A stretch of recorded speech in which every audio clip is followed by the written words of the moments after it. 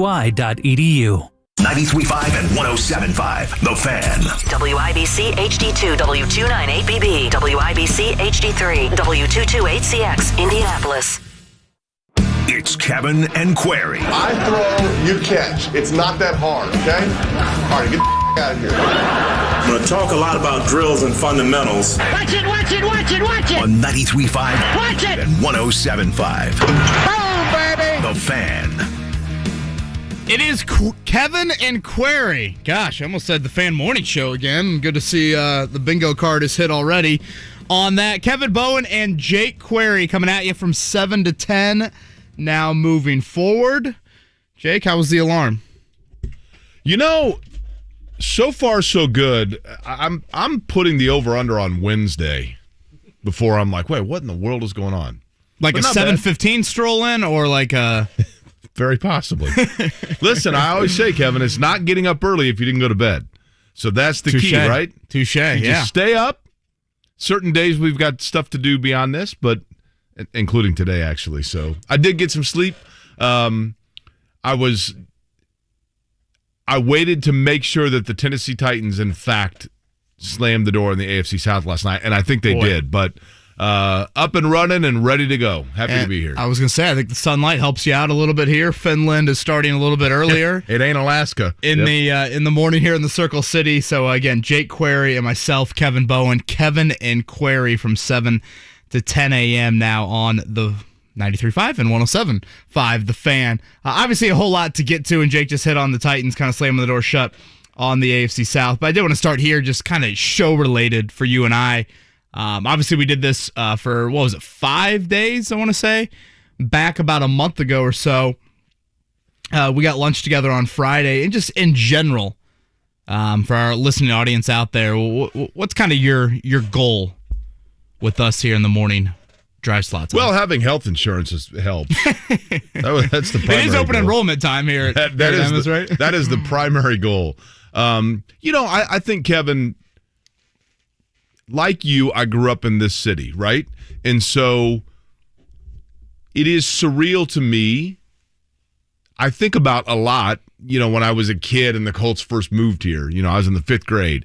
But I was always that kid in school, I think, like you and like probably John and, like all of us, that we were always talking sport. We were always talking in class, always talking sports. So to be able to do that or continue to do that in a professional manner is... it's invigorating because I've been on the beach a little bit. That's a radio term for when you're not working full time. But so I think the goal is just to reconnect with people and be able to talk sports and have fun with people and help them start their day and give people something to listen to get them going, and a combination of letting them know what they might have missed while they were asleep and what the roadmap looks like for the day in the terms of the world of sports. But in addition to that, occasionally, not all the time, but occasionally, you hear or you see things that are going on throughout the city that you think to yourself, that's a group of people or a person that doesn't have a voice, that needs a voice for people to be aware of what's going on, where there's a need. So to be able to do that or have the opportunity to do that is exciting, but also for people just to kind of get to know both of us, right? And the yin and the yang. I mean, I'm older than you, so I got to rely on you on what's hip. I don't like. Boy, I don't know. I don't know if I can help you out there too much. But and also I think for people to get to know you as well, on what makes you tick and watching your family develop here in the city. So I think we got a lot of fun we can have over the next couple of years. We'll see. I mean, I need it just to go at least a month because I need insurance through December. Yes. I set up doctor's appointments for the entire month of December. Yeah, well, Jake's gonna be out about 7 days here coming up next month, just because he's got all that health insurance. I've got to go meet with an OB next Thursday. In all seriousness, I think that was really well said, and it's something I've always admired about you is growing up in this market and the passion that you have for the sports scene, and not just the sports scene, as you just alluded to. It can be a little bigger than that as well. I've told this story before, but when I grew up, every morning was me coming down and reading the sports page. Oh, yeah. And I learned how to do, I learned math, really, from like adding up Pacers box scores And like looking at, Reggie Miller was, 6 of 14 from the field and 3 of 5 from behind the arc, and kind of playing with those numbers, and read the Sports Edge with my dad every morning. So ever since then, I think it was pretty obvious to my parents where my passion was. Now, I didn't think it'd be, sports talk radio, but here we are. And something I don't take for granted at all is just, like you said, being able to have this mic for 3 hours every morning. That's something that means a whole lot to me, and at times it's a little pinch me moments driving in. I felt that this morning thinking about Kevin and Query now moving forward, and I hope our listeners can feel that passion on a daily basis. When you were a kid and you learned multiplication tables, which I guess for me would have been, what grade? Allisonville Elementary School, like probably second or third grade when you learned multiplication tables. I don't know what grade it was per se, but that sounds right. The one that I knew automatically was all the sevens: 7, 14, 21, 28, 35, 42, because of backyard football. Right. Now, when you played backyard football as a kid, did you have to kick extra points? No. You could. No. We didn't have any sort of kicking extra point. Like, we didn't have trees that looked like uprights or anything like that. Yeah. We had a bush that was like a height. You had to kick it over the bush for. But I would say, now, were you going for 2?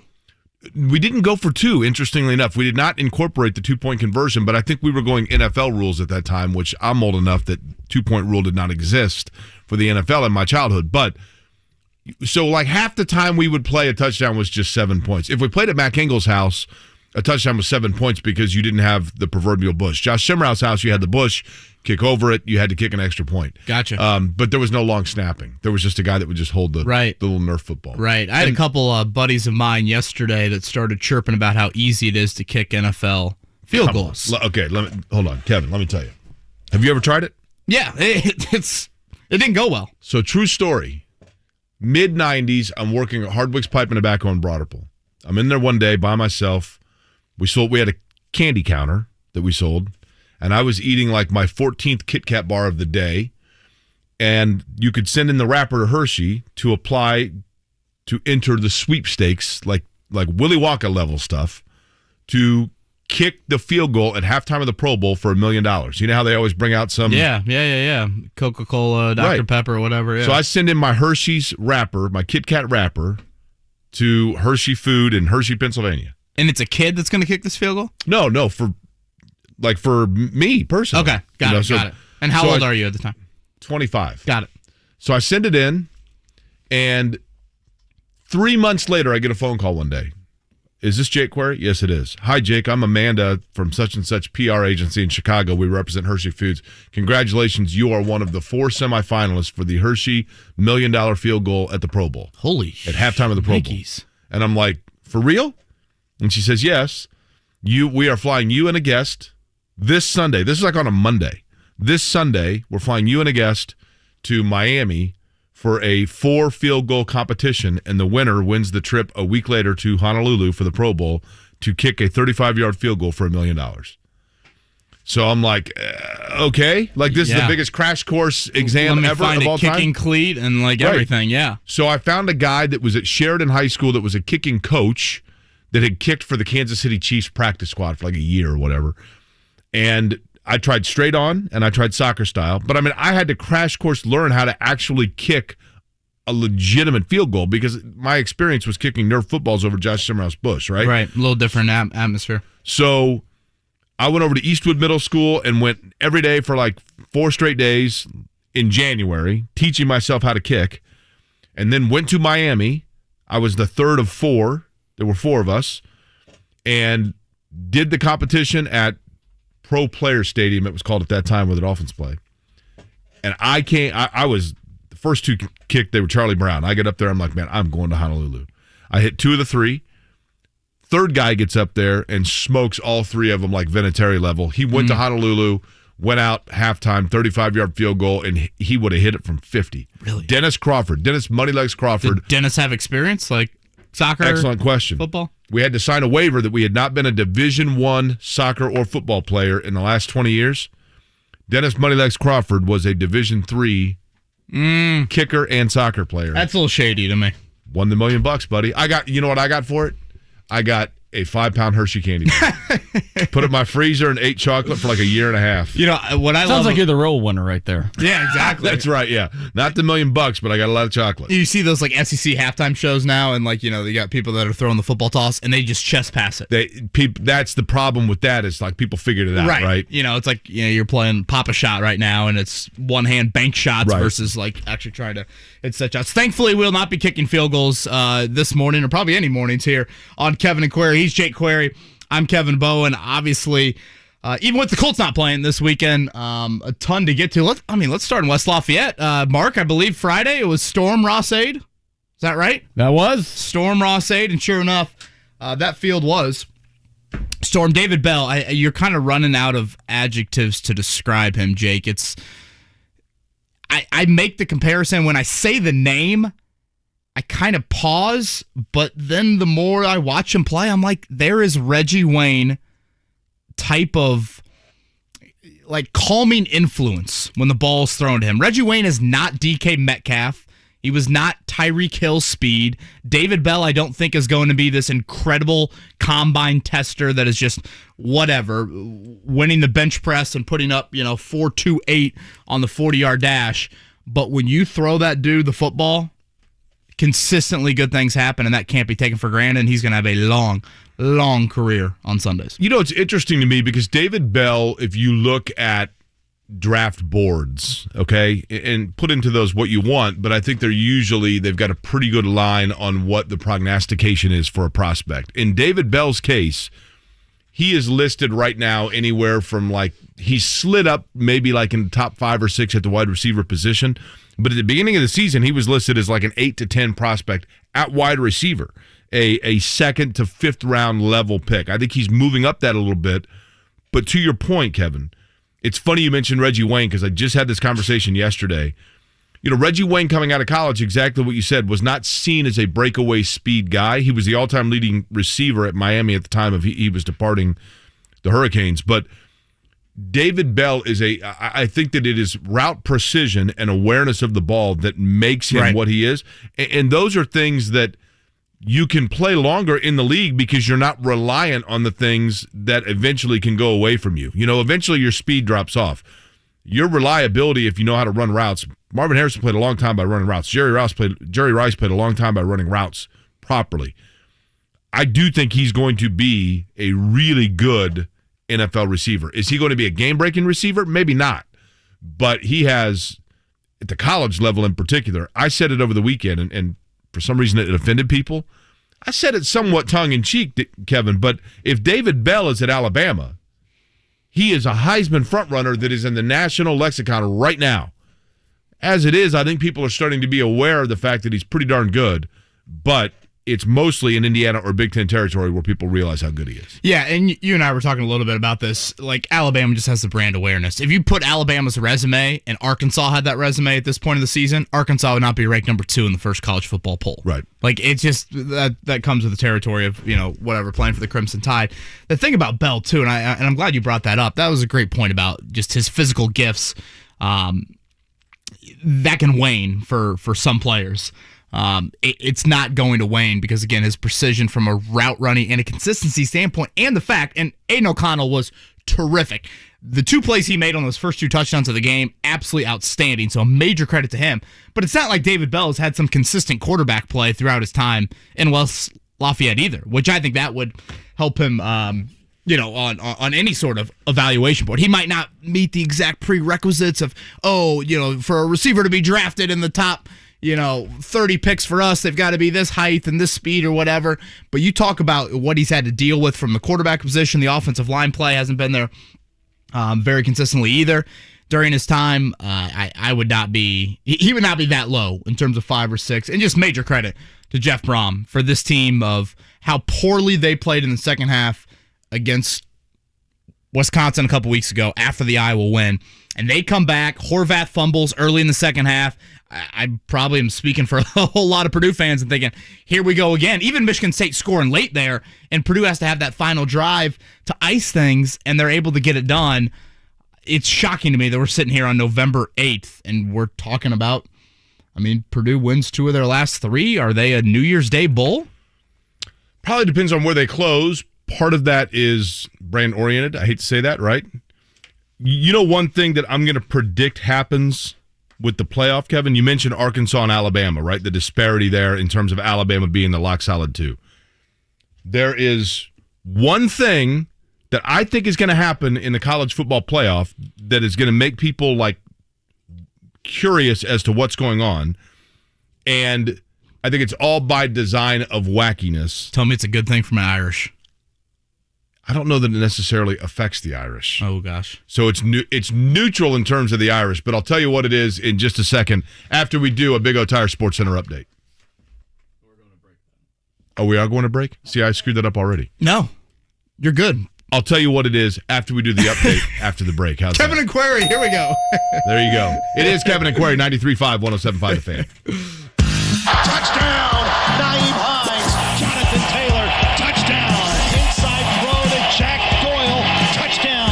Touchdown, Jonathan Taylor, 78 yards to the house. Everyone needed that, and the weekend off, too. This Sunday, Urban Meyer and the Jags come to town. Yeah, baby.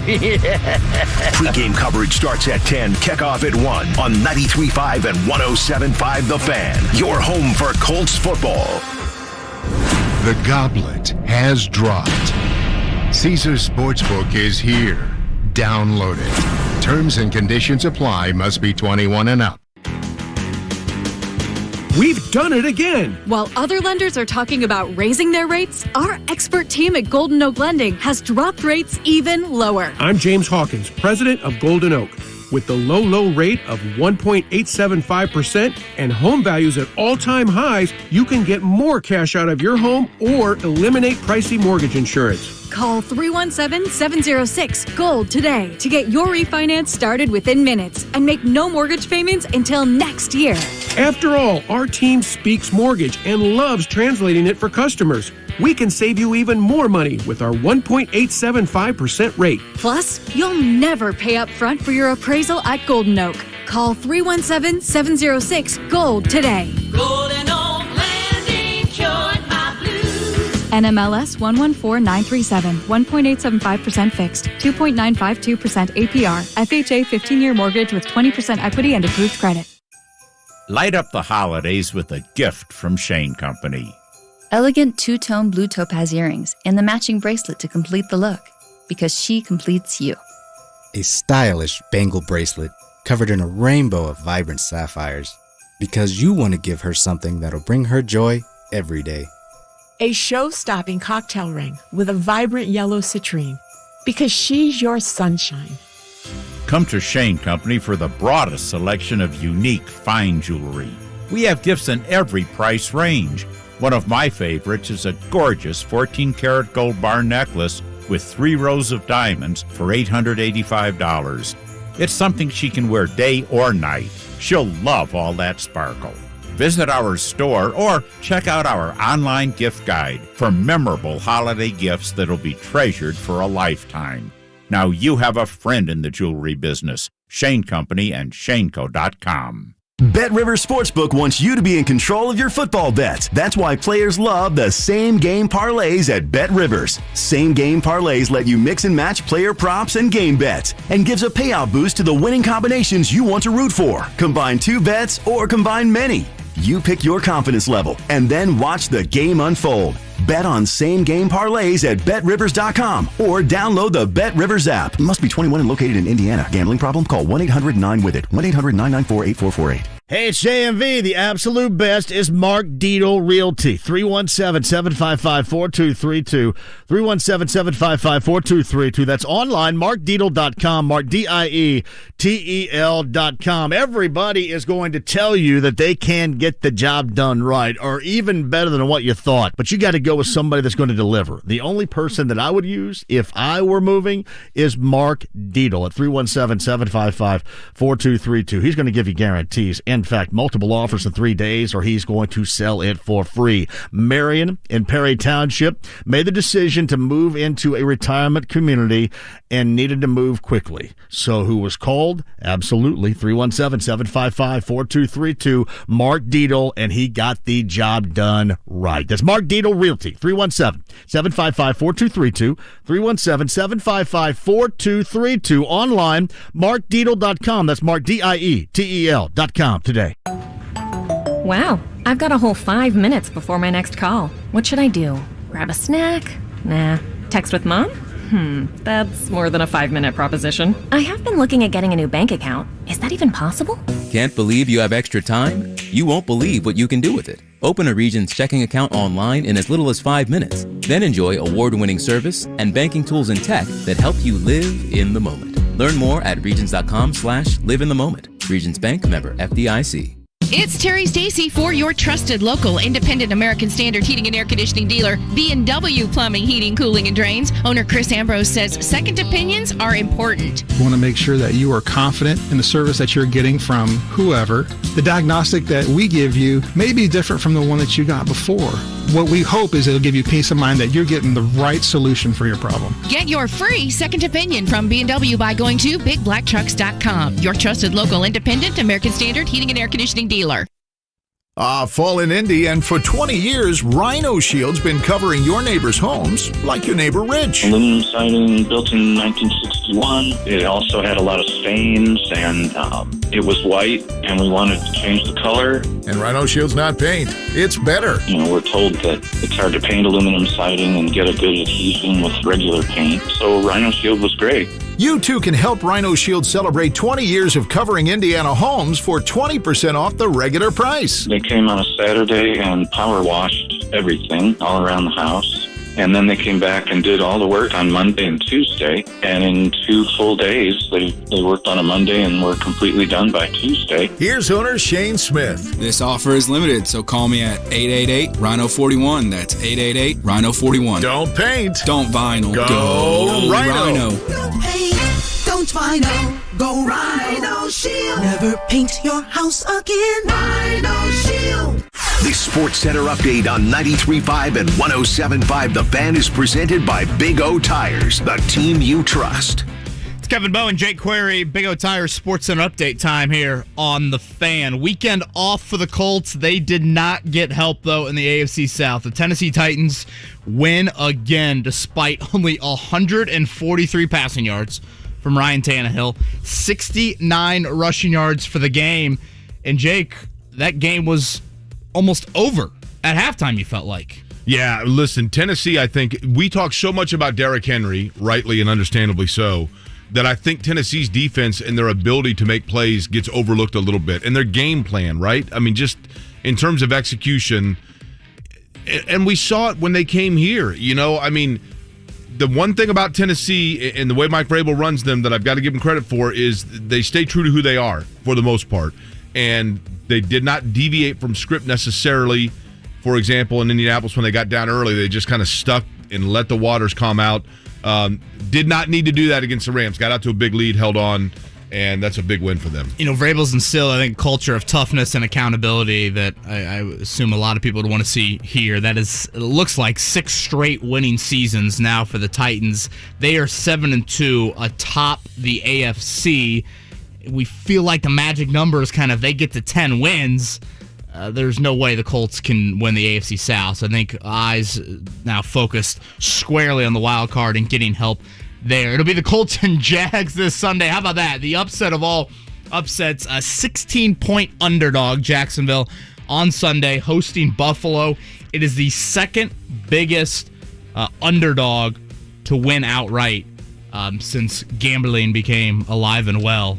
And I guess somewhat adopted from a professional sports sense.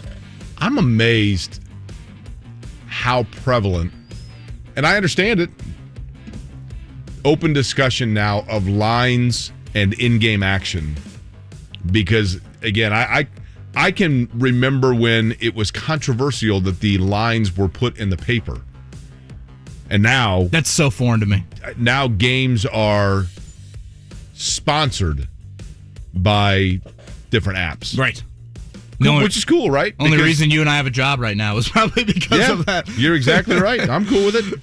Absolutely cool with it. 9-6, the final there. Again, an incredible defensive effort by Jacksonville against the Buffalo offense. So now the Jags come here. The early line, speaking of that, is 10.5. Colts favored again by that, just like they were against the Jets. I know as much as we fear, I think Jacksonville being on the schedule, at least a lot of people do, Jacksonville's only won one time in Indy since 2013. And they haven't won a road game, Jake, since 2019.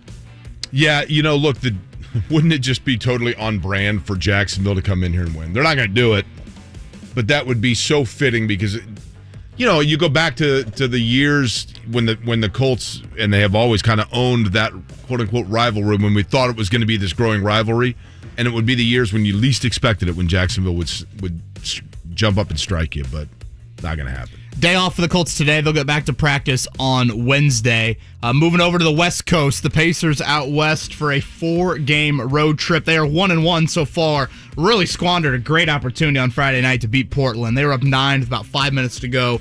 Let that one get away. But then bounced back last night, 94-91, kind of throwing it back a little bit. Played at a much slower pace by design. Rick Carlisle talked after the game. He didn't want to get up and down the floor with this Kings team. It is the first road win of the season for the Pacers after the victory. Rick Carlisle last night. The first thing was to follow a game plan that's a difficult game plan, which is playing at a medium tempo and really working to execute against a team that really thrives on playing fast. So give our guys a lot of credit for their ability to trust it, execute it, and play a really wonderfully competitive and physical game. And it's obviously a game we very badly needed, so I'm really happy for the players. It's interesting because there's always been so much talk about Miles Turner and Sabonis. Can Turner and Sabonis play together on the floor? I understand that. However, the storyline for me for the Pacers moving forward that's going to be interesting, Kevin, is in terms of Duarte, with Duarte, LeVert, and Brogdon, what combo do you go with the most frequently of two of them together, or do you go with all three on the floor together? Because Duarte is playing to a point where he's got to be on the floor. Yeah, I would agree with that. Right now, no Brogdon. He's had an illness, has missed the first 2 games, non-COVID, of this Western Conference road trip for the Pacers. Turner's been outstanding. I know we joked about it a few weeks ago. Greg Doyle might have lit a fuse in Miles Turner. He has been really, really good the last handful of games. And Carlisle said it right there. Very badly needed it. I thought that was pretty candid from the head coach. And looking at this Western trip, you've got Denver Wednesday, Utah Thursday. You were potentially looking at losing, maybe all 4. Obviously, a split is the key. And very rarely do you see an NBA team have 19 turnovers and 13 assists and yet pull out the victory. But the Pacers did that last night. LeVert was great. TJ McConnell was big as well, along with double-doubles from Turner and Sabonis. Ross Aids, Saturday, Purdue, storm of the field. Here's Dave Pasch on the call for ABC. Let the carnage and the chaos continue. Another top 5 team goes down.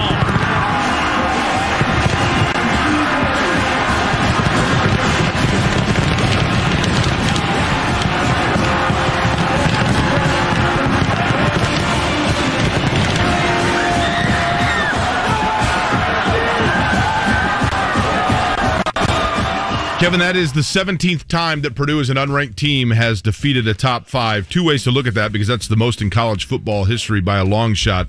One would be, it is the place where big teams go for a tussle, and the other would be, don't be unranked so often. But, for Purdue now, up next, Ohio State. So could they add a third top 5 team?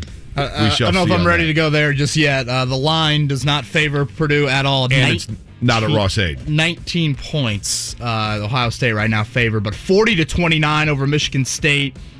David Bell, 11 for 217, and Aiden O'Connell, 40 of 54 for 536 yards and 3 touchdowns. I know I mentioned it earlier, Jake. His ability to escape on that first touchdown, and then he threw a great ball on that second TD. We've talked about it. Some inconsistent quarterback play, even from him this season. But in that moment, just an outstanding performance from the former walk-on. Hit on 20 of his first 24, got into rhythm, and again, as we talked about, having the ability to throw to David Bell as a safety net is going to create for, a lot of comfort zone for a lot of quarterbacks.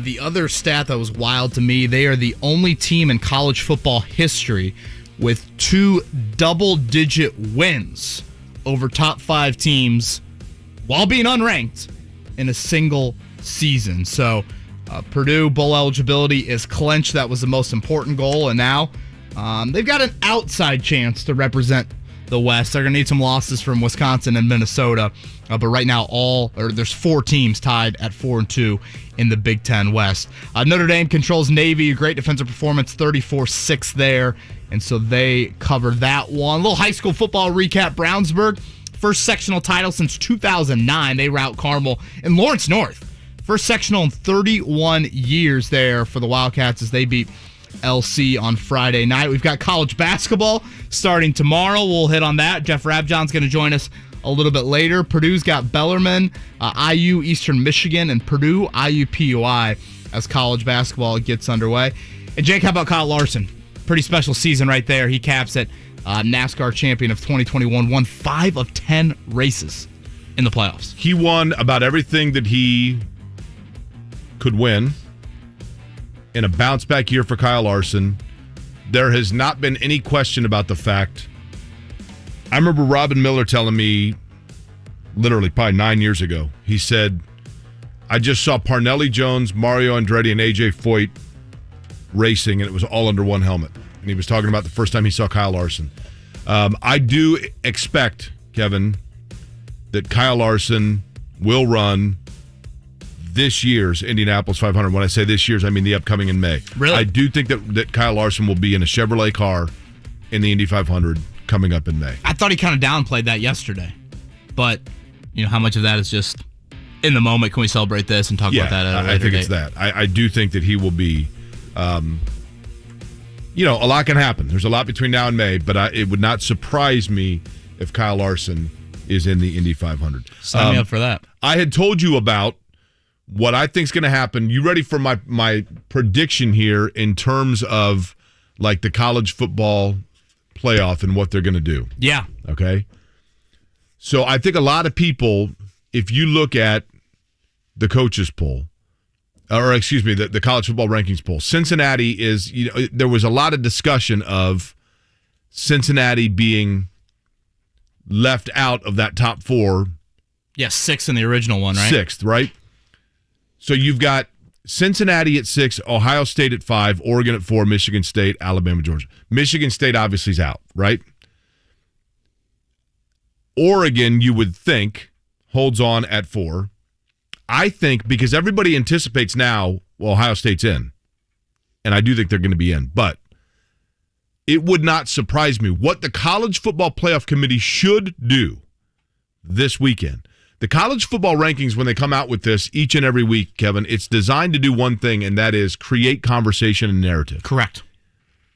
Oftentimes negative, but they're still creating conversation. They should vault Cincinnati over Ohio State. Ohio State, now Cincinnati did not, it's not like they put in an impressive performance over the weekend, but they did win. Ohio State goes and wins at Nebraska and, kind of sleptwalk their way through and beats Nebraska. But they know Ohio State's remaining schedule is such that they've got 3 games that are all pretty quality games left on their schedule, right? So not to mention the Big Ten. In other words, if Ohio State takes care of business, they control their own destiny regardless. They are in, right? Without a doubt. So to create the narrative, the committee should look at it and say, based on remaining games, if Ohio State wins out, they're in anyway. We can't keep them out. They're eventually going to find their way in. So let's keep them out one more week, vault Cincinnati over them to get the conversation going, to get people talking about it, to stir the debate, knowing full well that the remaining games were certainly, when you look at who they have remaining on their schedule, Ohio State has 3 games aside from the Big Ten Championship, that all 3 merit them going ahead and then taking that position back. But jockey for position here before the final pit stop, if you will, and let Cincinnati go ahead and move up front, knowing that Ohio State's eventually going to pass them. And then you create the chaos of airwaves, which is what the College Football Committee release on a weekly basis is designed to do. I think there's a better chance of you kicking a field goal at the Pro Bowl this year than that happening. Possibly. But I didn't say it's going to happen. I said that's what they should do. Yeah, What they should do. I mean, if they drop Cincinnati for struggling with Navy and, whoever else there, Tulane, like they almost lost to Tulsa. I get it. Should have lost to Tulsa. But you know what? And Ohio State beat Tulsa by 3 touchdowns. Ohio State also was within a field goal of Tulsa for 3.5 quarters, whatever, right? It's not like Ohio State blew Tulsa, right? Tulsa was the one game where it was like, wait a minute, what's going on here with Ohio State? Now, granted, they beat them 41-20, right? But look at Ohio State's remaining schedule. I just think Purdue, Cincinnati's Michigan State, screwed. Michigan. So Ohio State has 3 games left that are – Ohio State is in. So long as Ohio State does not lose another game, they're in. Oh, without a doubt, 1,000%. So if in fact, and by the College Football Committee's own admission, the weekly release of the rankings is designed to create narrative. And they've been a little bit wonky in the past where you're like, wait a minute. I mean, I know following like where Clemson was seated a couple of times, and you're like, really? Well, but they knew that Clemson was going to move up regardless because of their ACC schedule, etc. So they start them low, they moved them around a little bit where you're like, well, if you're winning your game every week, you should never drop back, right? There have been teams that have dropped back even after a win.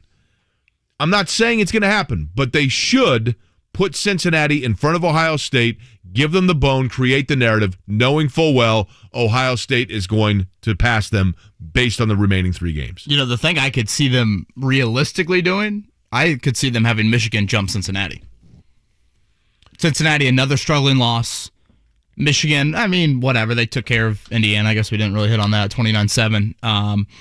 But if they fault Cincinnati for how they've been playing as of late, Saturday at home against Tulsa with College game day there certainly isn't going to help the cause at all. Here's the thing. Michigan and Cincinnati's unbeaten, Michigan at 8-1, but Michigan still doesn't seem overly impressive, right? And they're going to, yes, agreed, but they're going to have chance still. They'll get Ohio State, and obviously we know what that rivalry has been. So, yeah, I think no matter what, the Big Ten is going to get one in.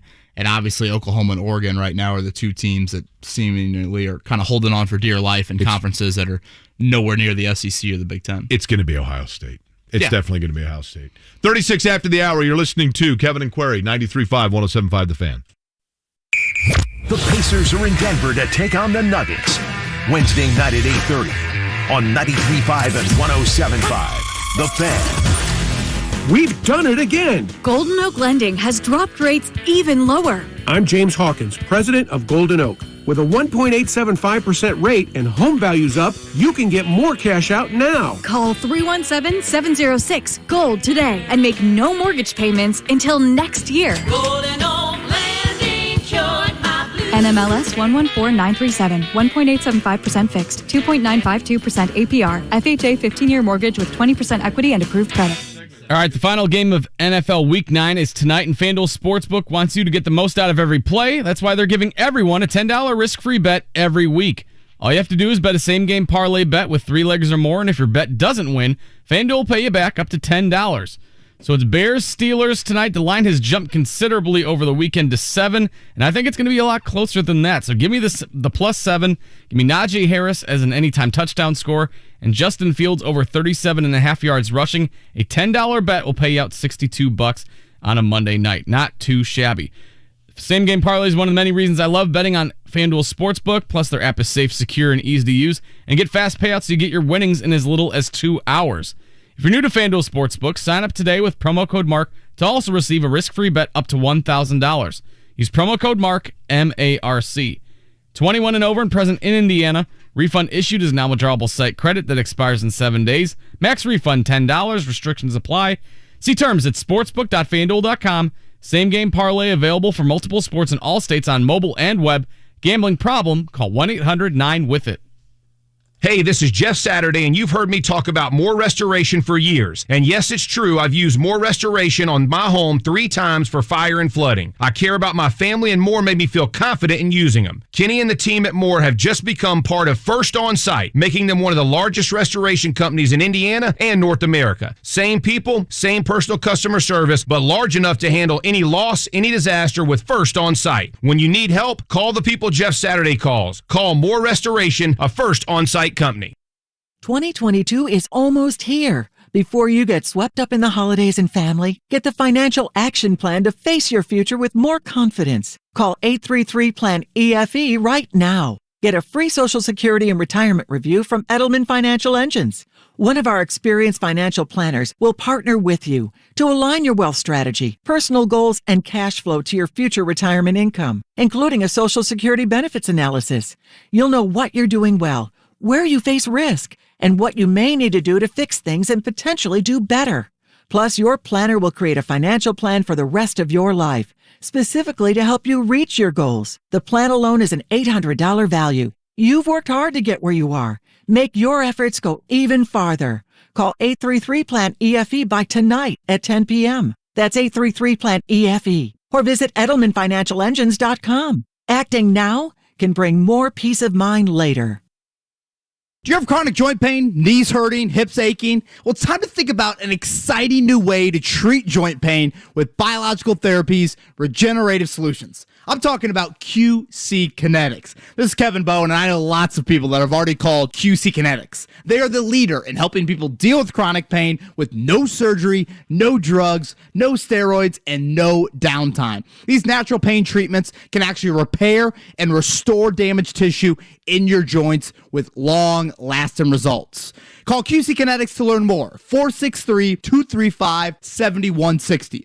If you have joint pain due to arthritis, lower back pain, shoulder, hips, or knee pain, you need to change the way you think about pain treatments and discover the biological therapies at QC Kinetics. Get moving again. Get your life back with no surgeries, no drugs. Call QC Kinetics now to learn more. 463-235-7160. That's 463-235-7160. Hey, it's JMV. Need game tickets for the Colts game? Buy Colts tickets today at bullseyeeventgroup.com. Need tickets to the Colts VIP tailgate? Buy them today at bullseyeeventgroup.com. So you need tickets to the Colts game and tickets to the Colts VIP tailgate? Buy your game tickets today and add the VIP tailgate to make it a Colts ticket and tailgate combo. Buy today at bullseyeeventgroup.com. It's the Colts VIP tailgate presented by Hayes & Sons Restoration. Get your tickets now. bullseyeeventgroup.com. Hi, I'm Ryan Kelly with thehomeloanexpert.com. This year, our average client saved over $350 a month with an easy rate reduction refinance. What would you do with an extra $350 a month? Buy a new car? Pay down the credit cards? Or possibly take the family on that much-needed vacation? We are locking loans in the twos. How much could you save? Let's find out today. Visit thehomeloanexpert.com. The Home Loan Expert LLC, NMLS number 1326241. Hey, it's Big Joe for your trusted local independent American Standard heating and air conditioning dealer, Kirby Heating and Air Conditioning.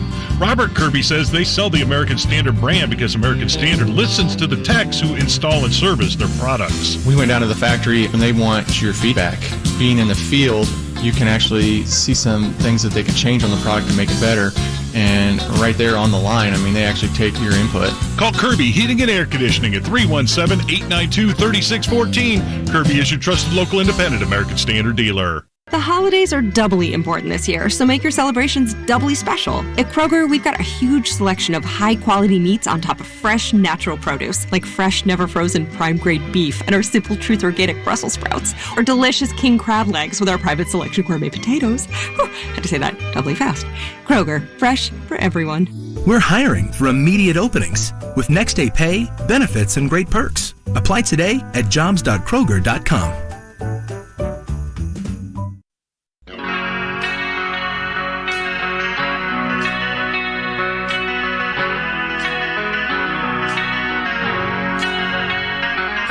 You're listening to Kevin and Query on 93.5 and 107.5. The Fan.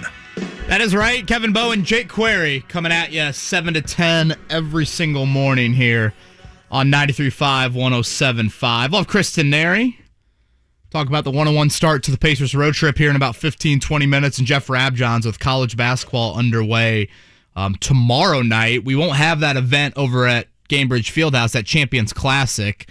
Kansas, Michigan State, and Duke, Kentucky, or those 4 teams are in. I'm not sure who's playing who, but that's at Madison Square Garden tomorrow night to get things underway there, college basketball-wise. We haven't talked a lot about this, Jake, but I think you and I both are in the same sentiment that with Tennessee winning last night, the AFC South is all but over. Yeah, I do think that the Colts have a really good chance of getting in as a wild card because, and look, they dug themselves a hole. There's no doubt about the fact they dug themselves a hole. But if you look at the AFC and the teams that are all theoretically lining themselves up in terms of, it's like when traffic is merging on the interstate, right? And you have the cars coming from the right side and it condenses down to one lane and you're figuring out who's going to be able to inch themselves in. That log jam in the right-hand lane trying to get in is thick. There's no question about it. But if you look at the teams that the Colts would be contending with for a wild card now, because I agree with you that it would seem the division is out of reach, right? But for the wild card itself, there are other teams. Cincinnati, 5-4, but appears to kind of be backpedaling, right? And the league is cyclical in terms of 3 to 4 week periods. Teams can go up and go down. Cleveland, 5-4. But the remaining schedule of some of those clubs, New England is one that we haven't talked a lot about. The remaining schedule for some of those teams, I think, favors the Colts. Now, what they have to do, Kevin, that's going to be the challenge, is the Colts have to make sure that they are minding their P's and Q's and that they're getting each game that they're supposed to get from here moving forward. That's obviously the case with all of them. But I think the Colts' schedule is more favorable than the others that are right there in that 4 to 5 win category right now. Right now, you got Tennessee at 7-2, leading the AFC. Then the rest of the playoff field currently has 3 losses. So you've got 6 teams with 3 losses. Then you've got 5 teams with 4 losses outside looking in. And then you have the Colts. I think Pittsburgh maybe plays tonight, so they would fall somewhere into that. But right now, the Colts are in 12th place in the AFC. So they're going to have to climb. But there's a lot of cannibalization that takes place among the teams that are in front of them. Do you still think you got to get to 10 wins? I do. I do think that 9, I think 10 is the minimum, right? I mean, I don't think 9 and 8 gets you in. Will it be harder to get to 10, or will it be harder to have teams naturally lose? The first. Because I think, again, there are teams that are going to cannibalize themselves. Las Vegas and Kansas City and Denver.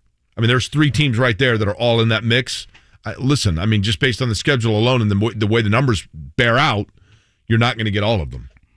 So you got to mind your own. And I know this is such a Chuck Pagano cliche, okay? Like keep the blinders on, but you got to pay attention to what you need, what is in front of you, and let all the chaos around you take place, but don't get caught up in it. The Colts' first order of business, Kevin, is to make sure that they are competing in and winning the games that you would expect them to compete in and win in. We're going to talk, obviously, a lot about here in November. It's Jacksonville coming up on Sunday, and then it's at Buffalo and Tampa Bay. Certainly, at Buffalo and Tampa is going to get a ton of attention, and rightfully so. But if you're mapping out a 6-2 finish for the Colts the rest of the way to get to 10 wins, the Buffalo and Tampa Bay games aren't number 1 and 2 on my list in terms of the important ones. Some would argue, yes, they are important because they're up first on the schedule. But when you look at the game against New England inside of Lucas Oil Stadium in mid-December, and then that game against the Raiders, the second to last week of the season, those are the 2 really important games. Assuming Buffalo gets their act together and wins the AFC East, New England's going to be in the wild card mix, and Vegas is going to be in the wild card mix. Those are the 2 games, Jake. Like, if you're looking at, obviously you want to win all your conference games because that's the first tiebreaker. So ideally you'd lose like Arizona and Tampa Bay and then win the rest. But specifically, New England and Las Vegas, 2 home games, just absolutely massive if you want any chance, I think, because get in the wild card. You need the conference record, obviously, first and foremost. And that Vegas game, that could be like a knockout blow to Vegas or the Colts. Correct. Those are some head-to-head tiebreak games. Correct. You're looking at Week 16. By the way, you had mentioned something on Friday, Kevin. Chris Denari going to join us in about 12 minutes to talk about the Pacers. You had mentioned on Friday I'm glad you were listening on Friday. I was in here, remember, at the very end. Yeah, but I don't know. Makes me feel better. I think it was off air that you had mentioned to me that you were going to suggest on air today, and I didn't know if I should be flattered by this or if I should be terrified by this, but it does associate to my favorite topic of all time, and that is that you said that you had done background homework on me. Correct. And I'm curious to know what that is. Yeah, I gave a call to your I guess current and former co-host, but current colleague of yours, and you guys still do Query and Schultz podcast, correct? That is correct. Yes. On ISC. So I gave Derek a call, and just Derek and I have a nice relationship. So candidly was curious what he loved about working with you, but you wanted to know what he hated, right? Yeah. Well, we got to start with the love, and then obviously follow up with all right, if you have another hour, can you talk about what you didn't like about working with Jake? And he threw out the phrases of a deep thinker.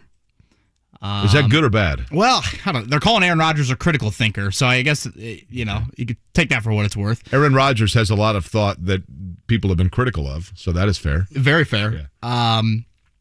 Probably the most flattering thing that he said about you was you are incredibly loyal, and I think that's a great quality to have. So I appreciated that. If the show went till noon, we could get into some of the negative things.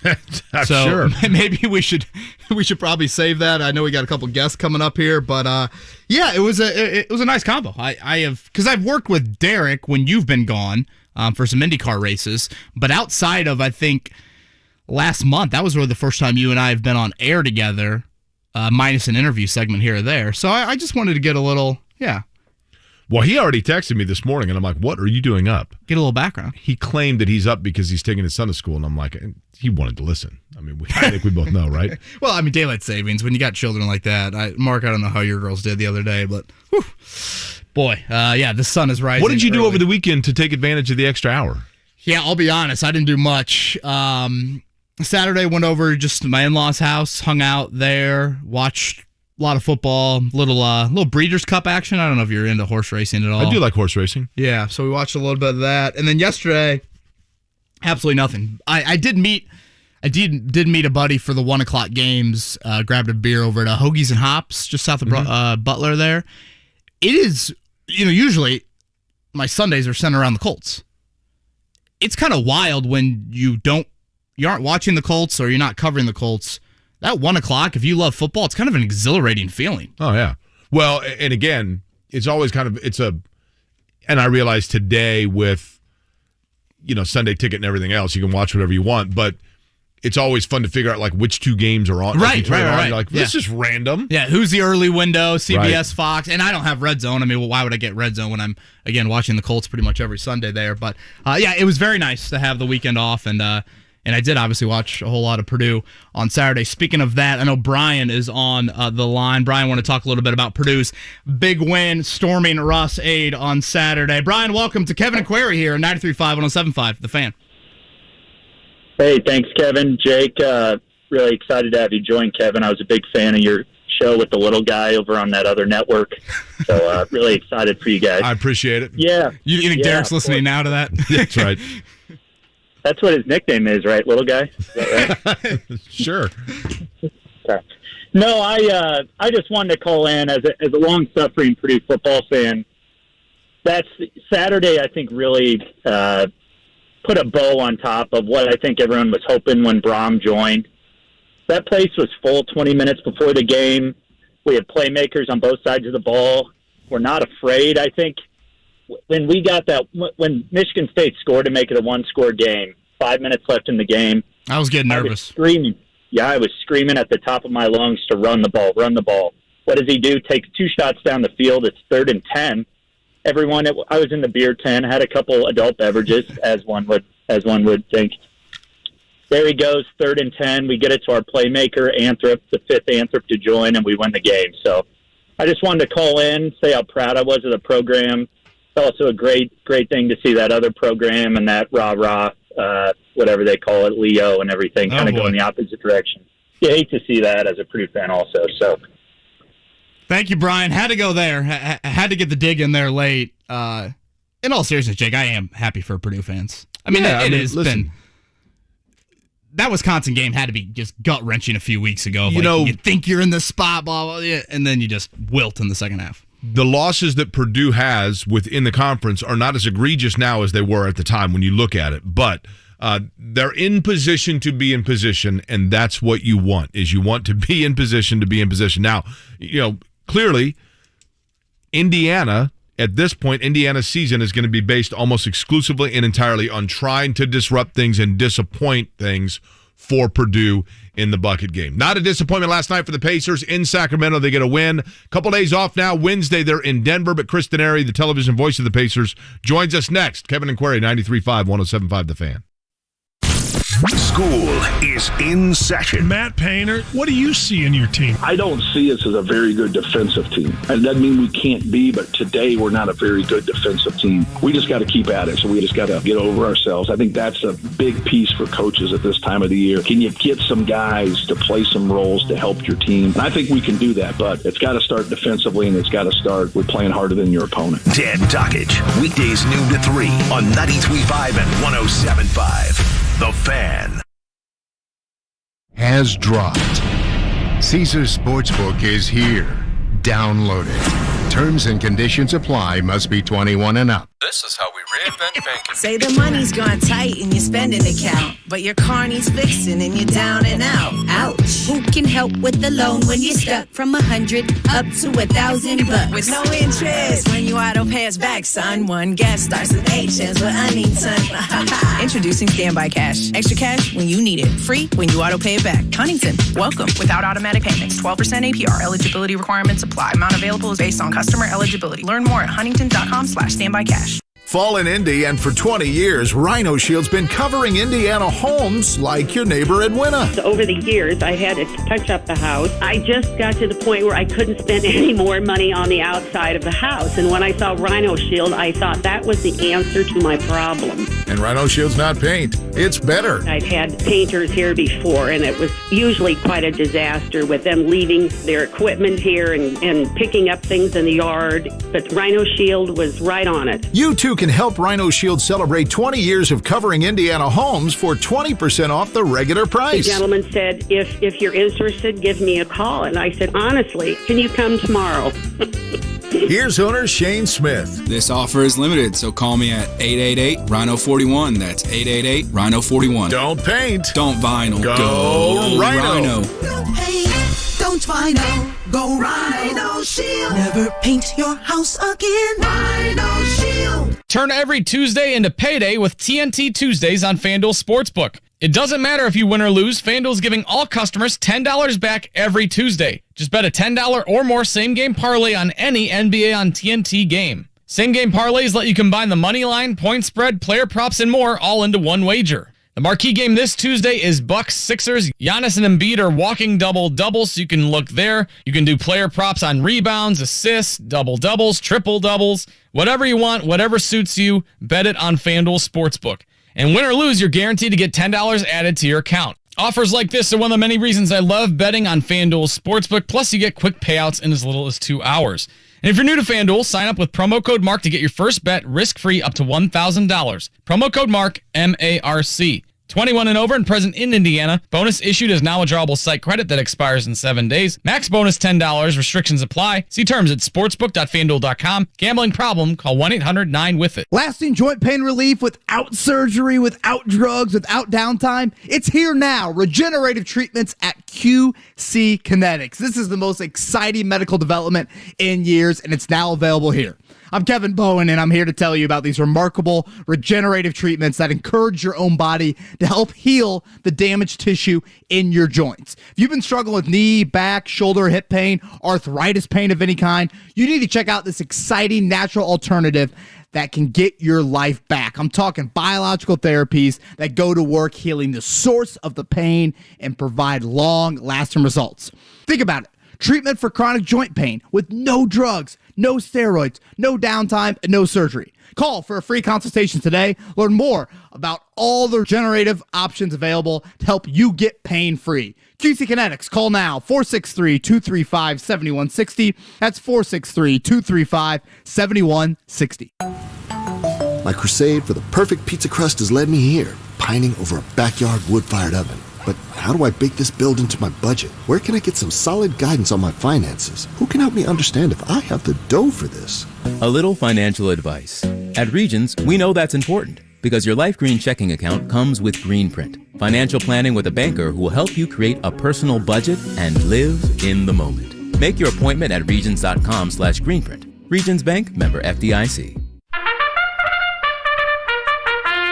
Celebrate the final day of horse racing in 2021 at Indiana Grand Racing and Casino with a special Veterans Day racing program Thursday, November 11th. The afternoon card will honor those who served our country with the $75,000 Salute to the Heroes Stakes. A special Pick 5 will feature world-renowned handicappers placing $250 wagers with all proceeds going to Homeless Veterans and Families, Inc. of Indiana. It's all happening only at Indiana Grand Racing and Casino. Exit 109 off I-74 in Shelbyville. 93.5 and 107.5, The Fan. WIBC HD2, W298BB, WIBC HD3, W228CX, Indianapolis.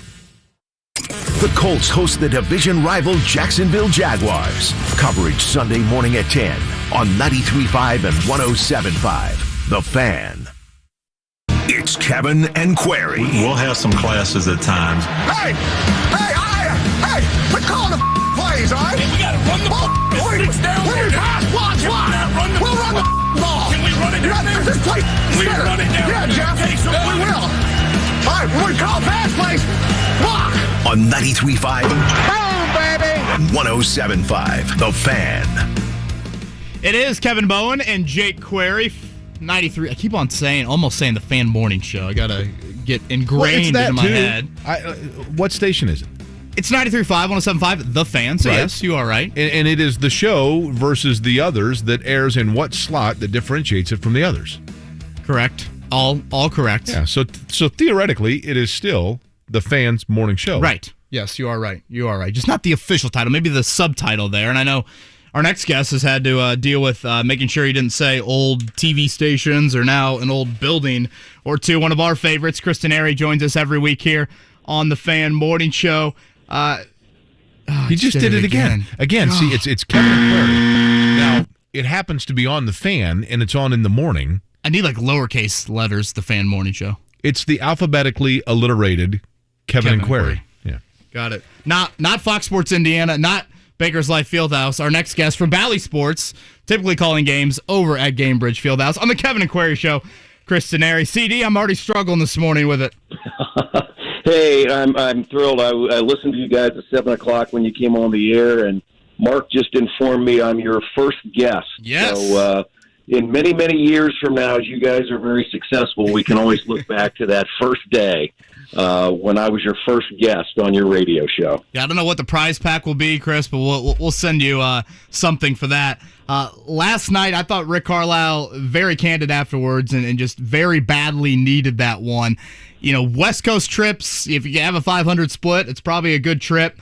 And I think last night kind of avoided what would have been a really disappointing trip, potentially with Denver and Utah coming up this week. Yeah, especially as you said, you've got two of the best teams in the West coming up in a back-to-back situation. And Sacramento is a team that is young. They feel like they have a chance to end their playoff drought.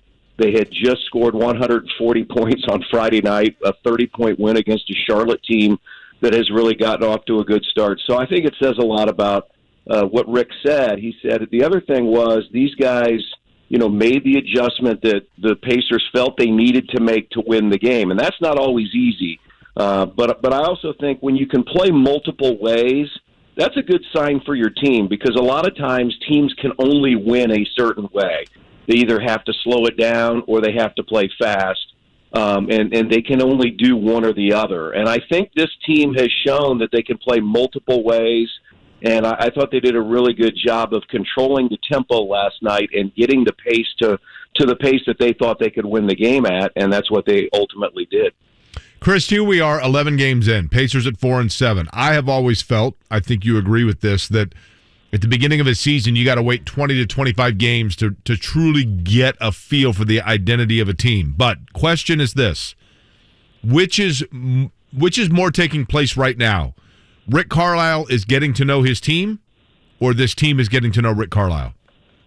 That's a great question. I think, just to take the answer, I think it's a little of both, but I think the injuries and, the lack of continuity in the roster as far as the way the season has started with different guys missing different games, he's had to try to figure out, okay, how do I put this team together on the floor in certain instances to win games? And, especially you go out west after you have 2 wins with Malcolm Brogdon and Karis LeVert and Duarte all together, and then you have to play the first 2 games of this road trip without your leading scorer in Brogdon, who's averaging 23 points per game. So I think it's a little of both, because you've got a team that's getting used to a different coaching staff, and a lot of these guys, it's the core from a couple of years ago. So this is the 3rd different staff that they've worked with.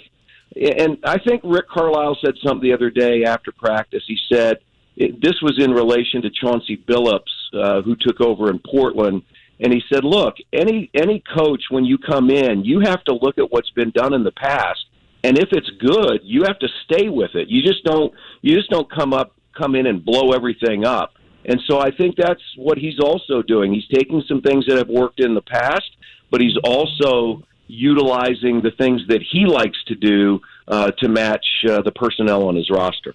From Bally Sports, Pacers TV voice, Chris Denari here on Kevin and Query. And Chris, this might sound a little bit hyperbole just because it's year 7 for him, but this 4-game stretch for Miles Turner, I feel like it's got to rank right up there with any stretch he's had. Again, it's stringing games together, and what he's doing on the glass, consistently rebounding the basketball, that's really stood out to me. And I thought last night, I know plus minus doesn't mean everything. I probably put a little bit more credence to it than most, but I thought him being plus 22 when he was on the floor, really indicative of what he meant to the Pacers.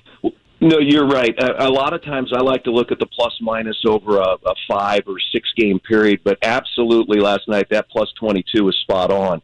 And as good as his numbers were, 15 rebounds, 5 block shots, I mean, there were so many other things that he did in altering shots that there were another 5 to 10, maybe even more than that, plays where he changed what Sacramento wanted to do. If you think about it, in the fourth quarter, I think he wanted to hold him out until the 6-minute mark. Well, he brought him in at 9, and that's when the Pacers really went on, the run to get back in the game and to win the game. So, he did so many good things. He had a stretch last year. I look back, I think he had a stretch of about a 7 or 8 game period where he had 4 or 5 20-point games, but I don't remember him doing the things on the defensive end as good as he has been in his career.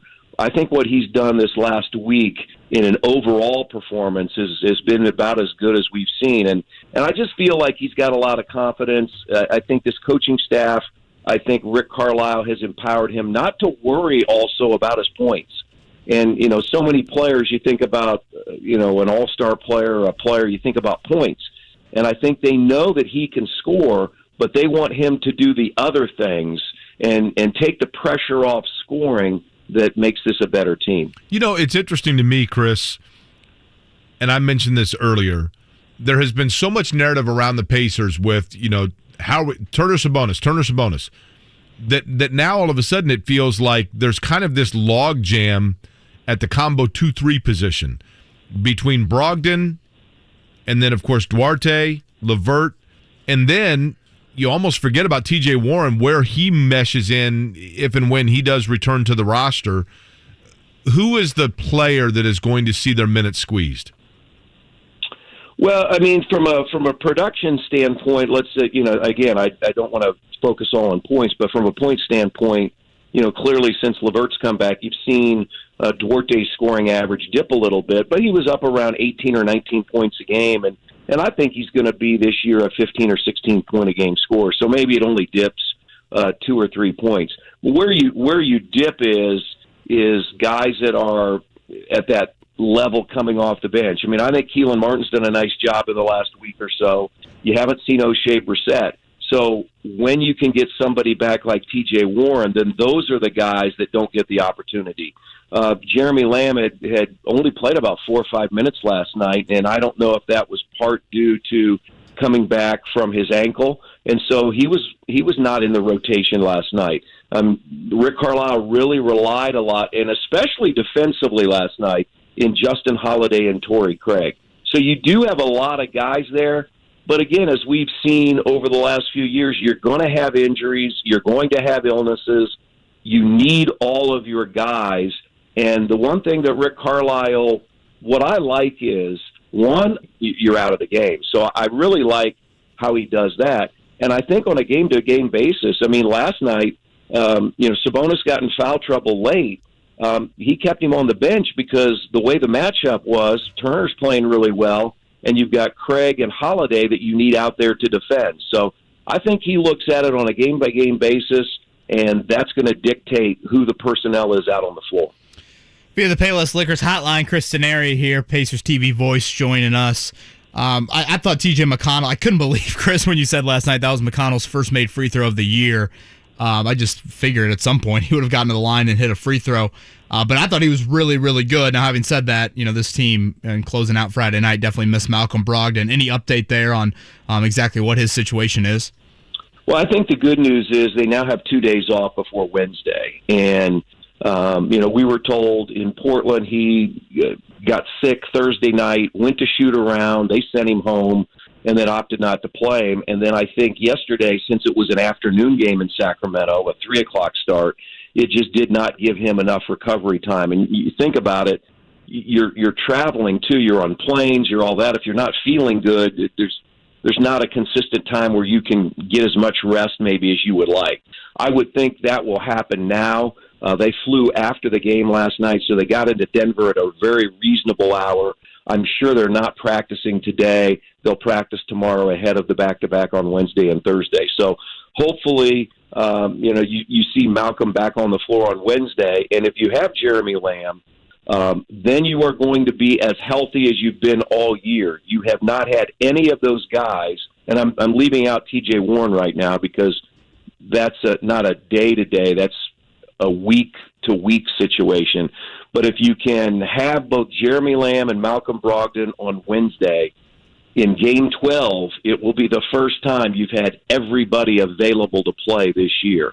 And so I think that's pretty significant for this roster going forward in a time with the schedule where you're trying to survive a little bit. As you said, on this West Coast road trip, sure, you want to win all the games, but realistically, if you can somehow go 2-2, get back home for Philly, then you're back on the road again. That's what you're trying to do here in the month of November. Is it 9 o'clock tips both Wednesday and Thursday, Denver and Utah? Yeah, 9 o'clock, two difficult places to play, just as this road trip has been. I mean, Portland's been difficult. Pacers had not had a lot of success recently in Sacramento, but good to get one down and have a chance, both 9 o'clock games on Wednesday and Thursday.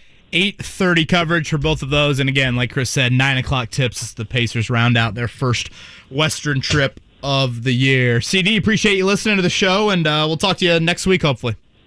All right. Thanks, Kevin. Thanks, Jake.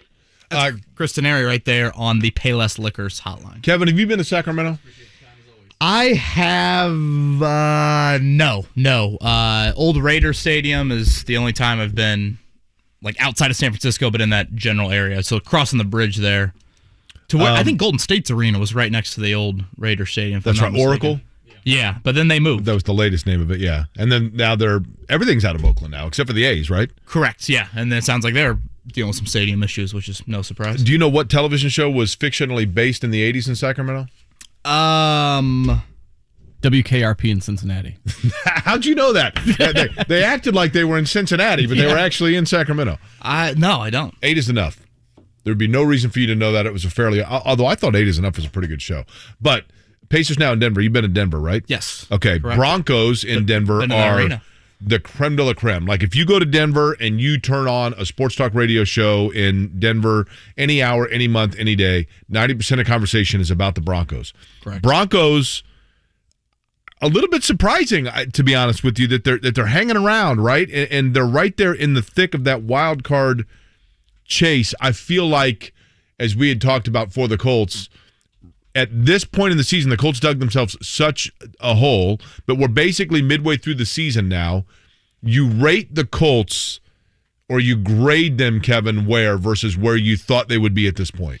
Yeah, one thing on Denver, it looked like they were selling, trading Von Miller. Then right. That performance yesterday, it won't get the attention of Jacksonville beating Buffalo, but that's one of the more impressive performances that we've seen, because I actually think Dallas is somewhat legit, but they certainly didn't look like that yesterday. Okay, grade at this point of the season. I thought right now they'd be 5-4.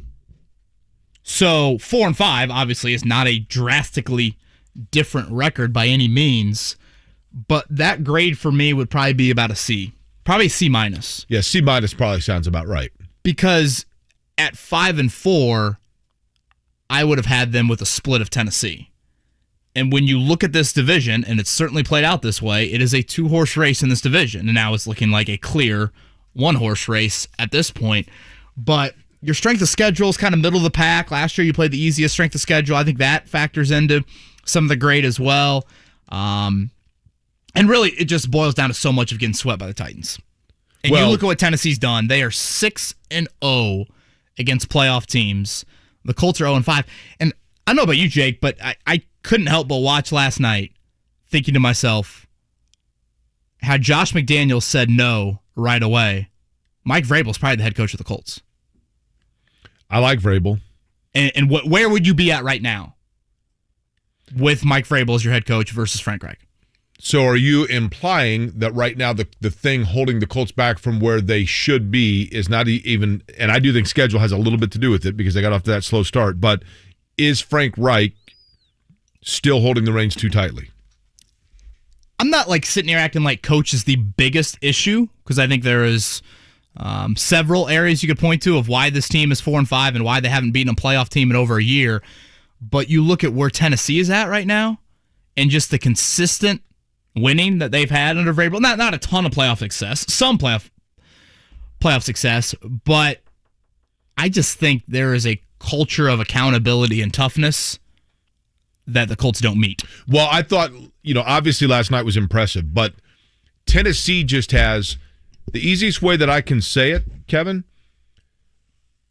is that Tennessee seems to have multiple blueprints on how to win games, whereas the Colts seem to have a more limited scope on how to win games, and that's basically around whether or not Carson Wentz is able to not turn the ball over, which he's done a good job with, but also how much they're utilizing Jonathan Taylor, truth be told. So you'd go similar grade? Yeah, I would say C is fair. I think that the Colts' early schedule was daunting, but you knew that you had to dig out of that by, for example, being able to at least split with Tennessee, to your point.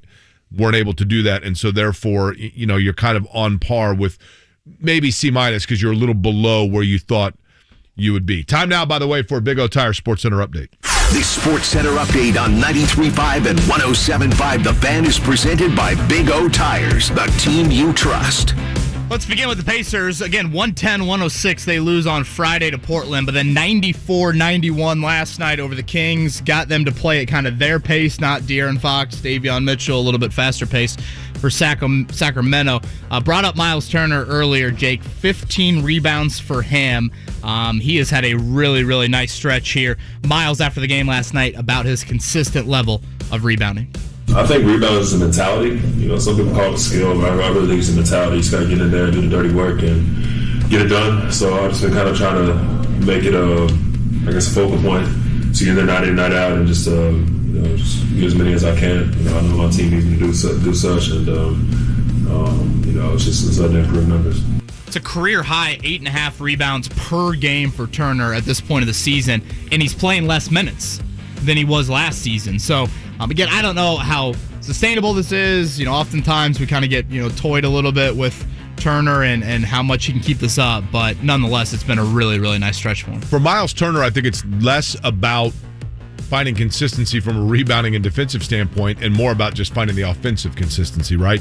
I think the Pacers, so much of what they have wanted to do in terms of their style is predicated on the rim protection and then ultimately subsequent transition that's fueled by Miles Turner. I'm not sure what Tyrese Halliburton was doing shooting that three so far away last night. He had plenty of time to try and get to the rim there, but the Pacers hold on 94-91 and get their first road win of the season. It is an off day for the Colts. They'll get back to practice on Wednesday, coming off their mini bye week. Braden Smith, Xavier Rhodes, those are the injuries to watch. We didn't get updates from Frank Reich on either of those two. Both those players left Thursday's win over the Jets early. Jacksonville coming into Lucas Oil Stadium, they win 9-6. Obviously a huge win. You know, everyone's like, oh, that's going to get the Colts attention and whatnot. When you're 4-5, Jake, and you're in 12th in the AFC, nobody should be getting your quote-unquote attention. Like, you have got to win games no matter who shows up in your building or on the road here over the final 2 months of the season. Trevor Lawrence, the quarterback for the Jaguars, hurt in that game. Jacksonville obviously now coming to Indianapolis. Lawrence says that the ankle injury that took place, he gimped off the field after having a teammate roll onto it, is not anything of major concern. We'll see what it means in terms of the rookie signal caller for Jacksonville coming into Indianapolis. What else caught your eye in Week 9? Ravens find a way again to win a thriller overtime win in coming back and beating Minnesota. We talked about the Broncos. Obviously, a lot of attention towards Kansas City and Green Bay and kind of a defensive ugly one there. And then, of course, Tennessee. I think the AFC West is intriguing because you can't really figure out who is going to separate themselves. I have thought from the beginning of the year that perhaps one of the better teams in the AFC is the Chargers, and they've kind of been yin and yang, but again, a good win for them yesterday to keep in the mix. But I am surprised, I guess a little bit impressed by both the Raiders and the Broncos to keep track in that division. And then I'm still not sure, Kevin, if Kansas City is coming back down to earth or whether or not they're just like in kind of a month-long lull and then they will kick it back into gear. But Mahomes does look to be a little bit of a coming down quarterback than what we've seen the last couple and their weeks. schedule's brutal when you look at the final couple months of the year. Tonight, Monday Night Football, Mark's Bears at the Steelers. Mark, how do you feel? I think it's 6.5? 7. 7? Okay. 7-point underdog, your Bears? I don't know if the Bears will win, but I don't think they're going to lose by more than. I've not been impressed by the Steelers this year either. I think it's a toss-up game, so I would take the +7 if you got it. Are there two teams in the league that win more ugly than the Steelers and the Bears? No, I just feel like they always 19-13. There's a reason why that over-under is like 39.5 right now. Right. So that is the Monday nighter. Manning cast, no Manning cast? No Manning cast. No Manning cast. They took the week off of this game. Yeah, they did not want to see. Much dismay of us viewers. Right, Big Ben walking up the 18th hole here. All right, college football from this weekend. Obviously, the highlight here locally, Purdue beating number 3 Michigan State 40-29. Here's Jeff Brom in the locker room after their second top 5 win of the year. Real quick, that's a tremendous effort. All right, you guys knew you could get it done. Okay, you knew you could. Everybody in this room knew you could.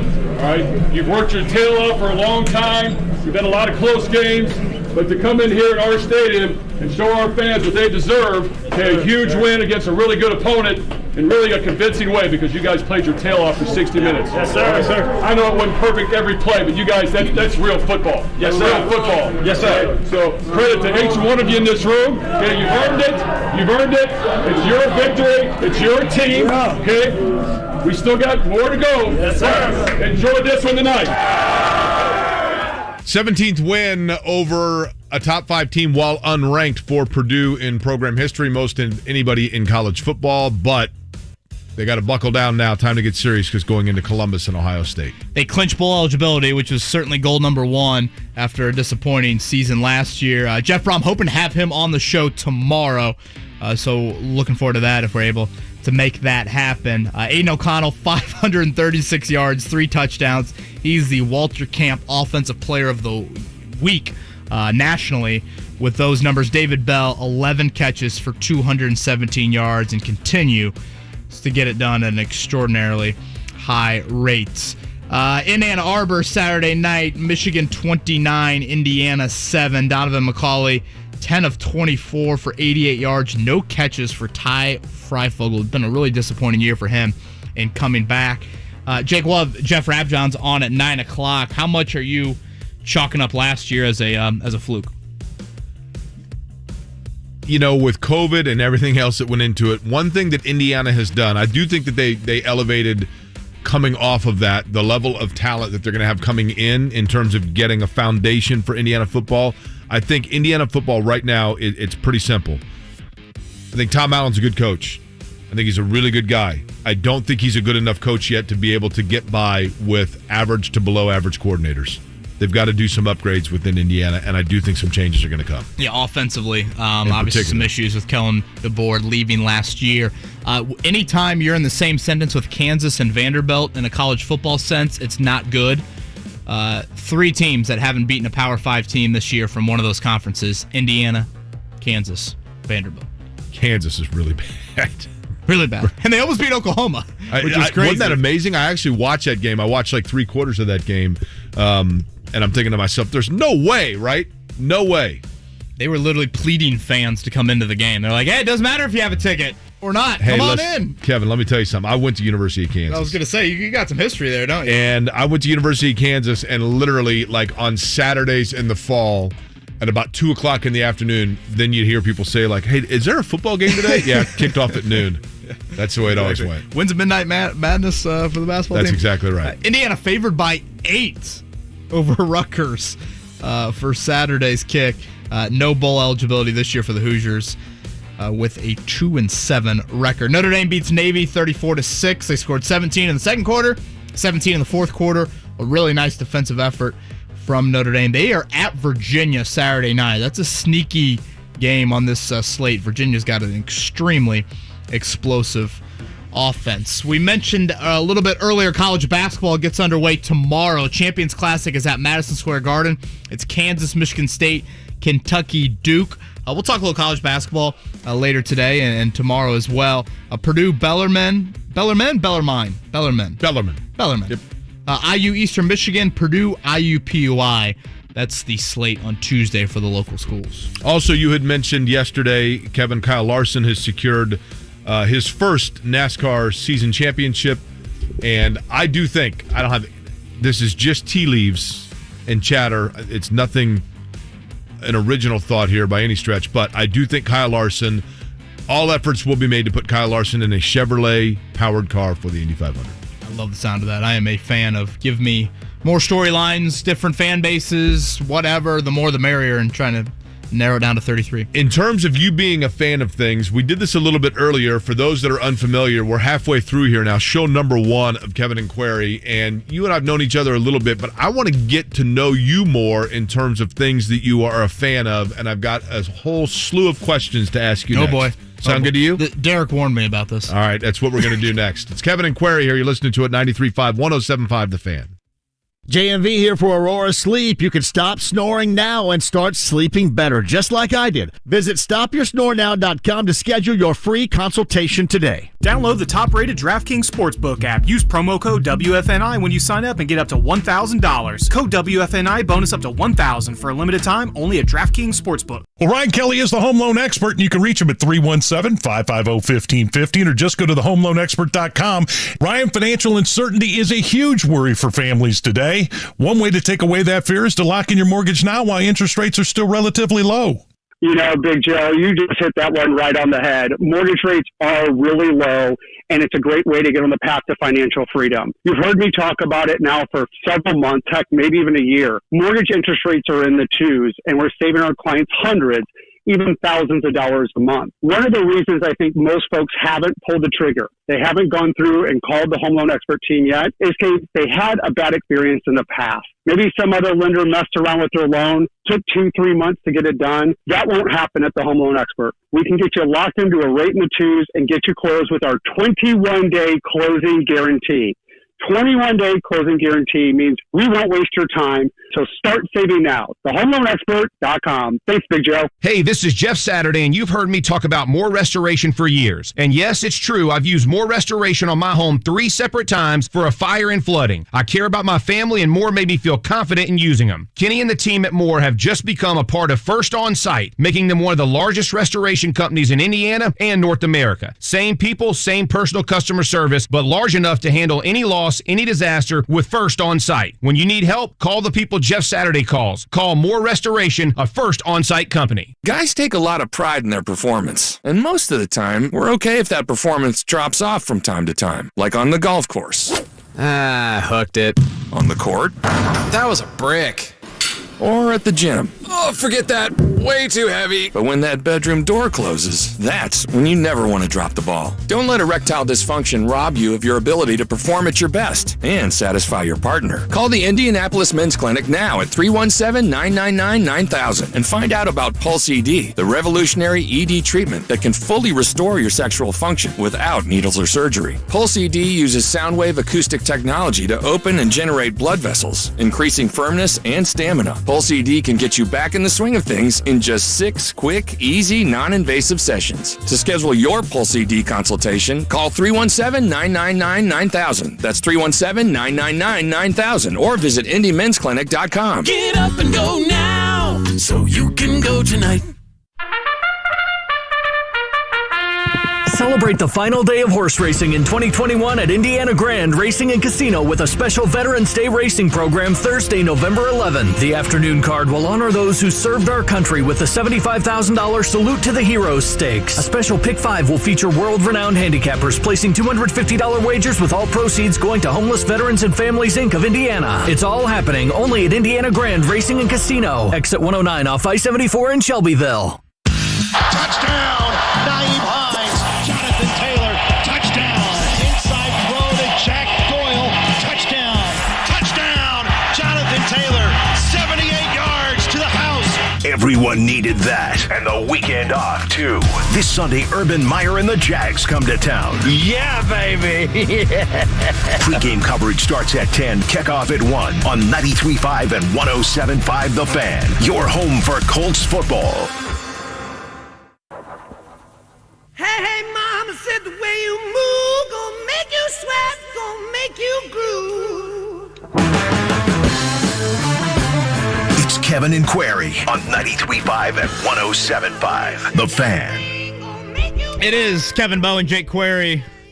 Happy Monday to everybody out there. 8:30, a little brighter drive to work this morning. Not for us, but certainly for a majority of our listeners out there on 93.5 and 107.5 The Fan. That song that we just heard, Kevin, was from Led Zeppelin 4, which was released 50 years ago today, November 8th, 1971. I've always had a theory that everybody at some point, like in high school, goes through a brief Led Zeppelin phase, especially like, oh, man, I got the box set. You, in terms of your top 3 musical artists, would be who? Oh, gosh. Eminem 1. Mumford & Sons. And I enjoy a good live musical performance from OAR. Okay, I'll put it to you. So you, let's say, for example, that you kick a bottle of Genie Pops out and the Genie says, all right, you got one trivia question, you get it right, you get $1 million. You say, okay, cool. The Genie says, I actually have sitting in front of me the totality of every album you've ever listened to, downloaded, whatever, in terms of total number of minutes listened in your lifetime. Yeah. If you answer it correctly, he knows the answer. Right. If you answer it correctly, you get $1 million. God, this Genie's smart. And you say to yourself, well, it's got to be this album. What do you pick? Probably Eminem. Okay. Which album, though? Probably 8 Mile. Okay. Fair. Secondly, you mentioned over the weekend you went and watched college or NFL football at Hoagie and Hobbs. Yeah, NFL. Okay. 1 o'clock action yesterday. When you got yourself some suds, what beer are you going with? So they are affiliated with Chili Water. You ever been there? Mm-hmm. The one in Fountain Square? Yeah. Yeah, so there's one in Fountain Square. So what did I have? I had their they had a new one on tap. I forget what it was called. Your style of choice is what? IPA, brown lager? Yeah, usually an IPA to start, and then definitely not finishing with it. So, little IPA, then Pilsner. You win the opportunity to spend a weekend with your family in any U.S. city not named Indianapolis. San Diego. It's hard to argue that. Would you go to the zoo? Sure. Yeah. What animal would most intrigue you? Rosie would love the zoo. Pandas? Yeah. Pandas. Panda action. San Diego or Denver. I think Denver is a great city as well. I know we've brought that up as well. Nashville, if you're going for full throttle, a little bit more of a live music atmosphere party scene. But, yeah, I would say San Diego. And your daughter is how old? She is 17 months. The one thing that you're most looking forward to over the next couple of years to doing with her as a young child, because you think to yourself, that was like one of my favorite things to do, and I can't wait to have an excuse to do it again. Well, my standard's not very high right now. We're hoping to just, instead of throwing the food on the ground, maybe if she and I can both eat and put the food in our mouths, that would be kind of a win. You also a throw food on the ground kind of guy? No, but I made a very fatal mistake as a parent a few weeks ago. My wife and I decided, let's throw grapes back and forth and see if we can catch them. Oh, yeah. In front of our daughter. And while she laughed at that and thought that was funny, now every time she eats grapes, her favorite food, she decides to throw them on the ground. And you have a pet? No pets. No pets. So it is a lot of cleanup action. What I want to do with my daughter, that's a great question. Well, I've never taken her to the zoo, so honestly, I would love to do that.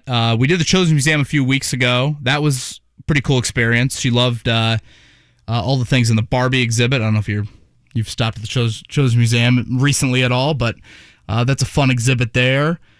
And I just think like natural, this is going to sound like sappy, just like natural growing moments, like her riding a bike, her, speaking in sentences and or coloring or, doing some, reading books. Obviously she can do that, but like her actually reading and following along and not just pointing to, every circle and being like ball, ball, ball. The Children's Museum, the thing is that incredible, by the way. It is. The thing I most loved about it as a kid was going down the ramps. Loved it. She was sprinting for her sake. She was sprinting down the ramp. I'm thinking to myself, this is not going to end well. I loved it. I remember going down in the what do they call those sacks? Kind of the brown, sacks that you go down slides.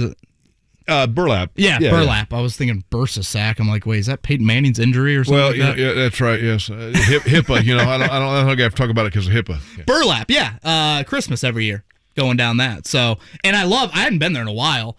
I forgot how enamored I am with just watching the I don't even know what you call it, their clock thing. What do you call that?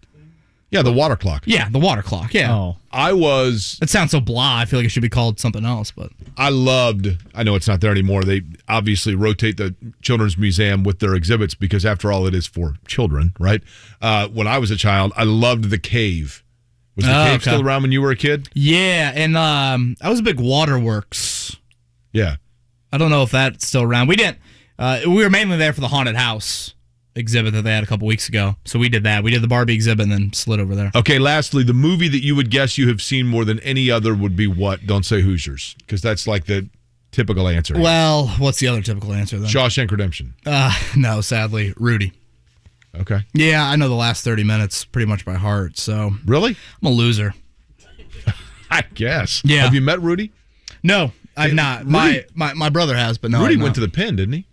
I think Rudy's got a little. I don't think it's like Macaulay Culkin issues, but I think Rudy isn't maybe the cleanest character. Who is the Rudy of the Indianapolis Colts roster? The player that you feel like the rest of the team probably kind of rallies around because he's exceeded expectation to this point.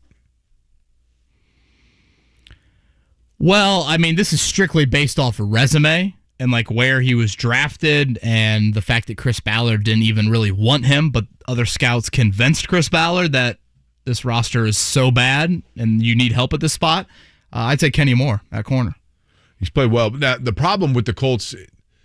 But, is that what you're going for? I don't want to... I mean, Kenny Moore's a really good player now, but based off Valdosta State and undrafted free agent, fair. And he's 5'9", and doesn't meet the standards. This season... Is there anybody this season that has jumped out at you where you thought...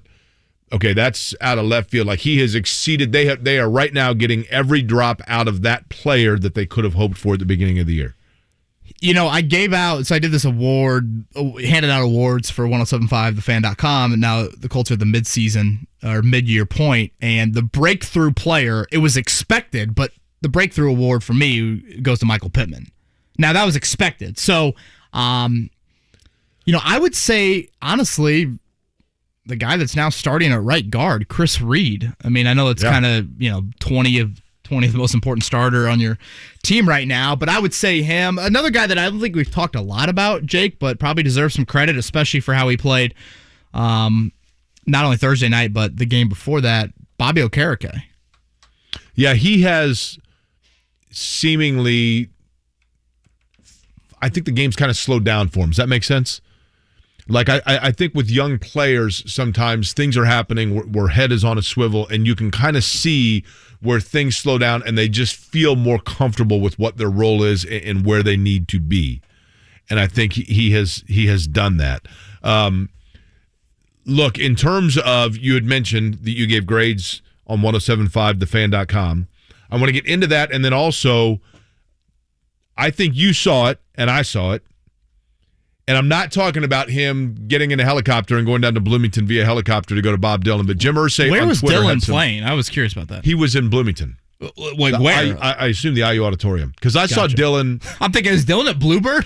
No, I saw Dylan right before COVID, like literally probably like in February of 20, in Muncie on the Ball State campus at the Ball State Auditorium. Gotcha. And it was a very strange show because it's Bob Dylan, right? And so we're talking like a Clues type atmosphere? Correct. Very similar. But you couldn't go in, like we got there right after it started, and you had to wait until in between songs, and then they opened the doors up and you went and you sat down, and it was like being at a movie.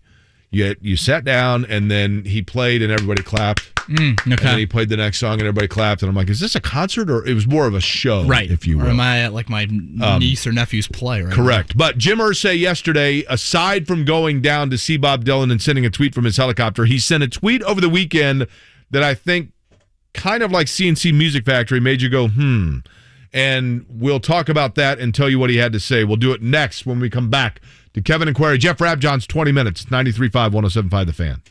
The nonstop action of tennis takes center court at Bet Rivers Sportsbook. Bet Rivers serves up an exciting tennis betting experience like no other, with a massive number of live in-game betting options, including point-by-point betting. But don't just bet on the game live. Watch it live. Bet Rivers Sportsbook live streams a huge number of tour events from around the world throughout the tennis season. Try it today, and Bet Rivers will match your first deposit up to $250. It's a winner. Bet on tennis at Bet Rivers Sportsbook. Go now to BetRivers.com. Must be 21 or over to play. Gambling problem? Call 1-800-9-WITH-IT. 1-800-994-8444. I might be 32, but I swear at times I feel like I'm, got a 62-year-old body working with here. And as Jake limps to the bathroom, I think he's probably feeling the same effects. Well, if you're tired of living with chronic pain, knee pain, maybe even joint pain, listen carefully because there are now new treatments available right here. And I'm not talking about surgery or steroids. These are regenerative treatments from the medical professionals at QC Kinetics. Among the many things I love about QC Kinetics is you aren't ingesting anything that could lead to other side effects. Now, QC Kinetics is the leader in these exciting biological therapies that help restore and repair damaged tissue in your joints with lasting results. If you've got pain in your knees, shoulders, hip, or back, joint pain that simply won't go away, you need to check out these new treatments that can actually help your body restore and repair tissue with no downtime, no drugs, no surgery. So call now for your free consultation at QC Kinetics, 463-235-7160. Don't wait. Call today. QC Kinetics, 463-235-7160. Hey, it's JMV at Ray's Trash Service. They're all about protecting the environment while bringing cost savings to you. Natural resources are going up in price, and landfill space is disappearing. So Ray's is committed to preserving the Hoosier environment and serving Central Indiana with efficient, cost-effective, and responsible waste removal and recycling solutions. They're one of the largest recyclers in the state of Indiana with customer rebates on paper, cardboard, and so much more. Visit raystrash.com to see how they can bring recycling solutions to your organization. This is for the men who never settle, the ones who believe only quitters end a game in a tie, the type of guys who choose the bar with the biggest TVs to overcompensate for theirs at home. This is the Lodge mentality. This is Twin Peaks. It's the most wonderful time of the year when the weather is cold and holiday parties are coming soon. Turn your annual holiday party up a notch and host it at Twin Peaks, an unforgettable experience that might be tough to remember. Twin Peaks, eats, drinks, scenic views. Of course, she needs a college education, but I don't want her buried in student loans for the rest of her life. It starts here. She needs a school with great resources, but some of these campuses are so big. The School of Health and Human Sciences at IUPUI has the resources of a big university on a campus with a hometown feel. It's a more affordable option with access to career paths in Indy's world-class healthcare and sports entertainment hospitality organizations.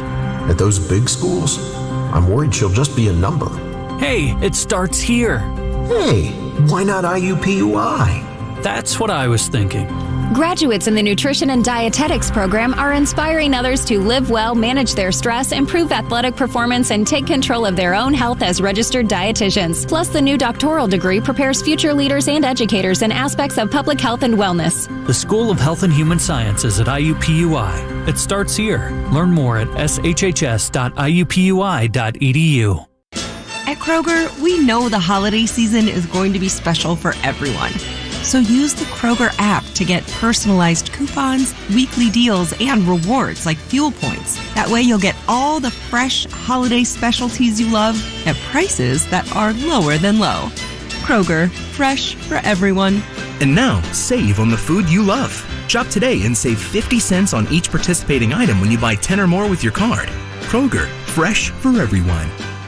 Hi, I'm Ryan Kelly with thehomeloanexpert.com. This year, our average client received over $52,000 with an easy cash-out refinance. What would you do with an extra $52,000? Pay off those high-interest rate credit cards? Maybe start a business? Or knock out those home improvement projects? Let's make those dreams a reality today. Mortgage rates are near historic lows. Apply for your cash-out refinance today at thehomeloanexpert.com. The Home Loan Expert LLC, NMLS number 1326241. Soccer Saturday featuring Indy 11. If this is your football, this is your show. Saturday at 9 on The Fan.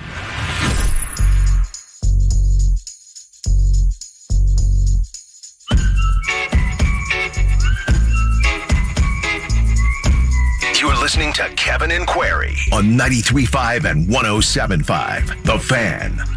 It is the debut show of Kevin and Query, Kevin Bowen and Jake Query. That's at Jake Query and at K Bowen 1070 on Twitter. Jeff Rabjohns going to join us in about 15 minutes here as the college basketball season gets underway. Tomorrow we had a Bob Knight sighting at Assembly Hall over the weekend, so we'll talk to Jeff about that. We had you and Jake on Friday, just pretty much to, was it Friday? Friday's a photo shoot, which, correct. Man, there's nothing more awkward than that. Your thoughts on Thursday night, what we saw? Obviously a tremendous offensive performance. I thought, honestly, one of the best offensive performances this franchise has seen in quite some time. And defensively, for me, kind of same old. What do you take away, if anything, from that? I think that there was cause for concern with the defense, but I also, Kevin, kind of take it with a grain of salt because, yes, a 35-year-old quarterback that has been a journeyman in the NFL and doesn't have a lot of repetition was throwing the ball all over the field against you.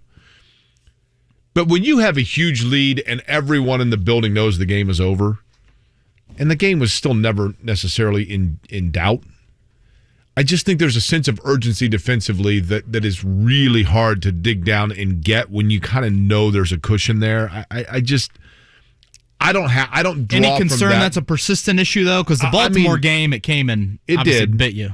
Sure, there is precedent to know that it might be that it's something that hasn't been tightened up.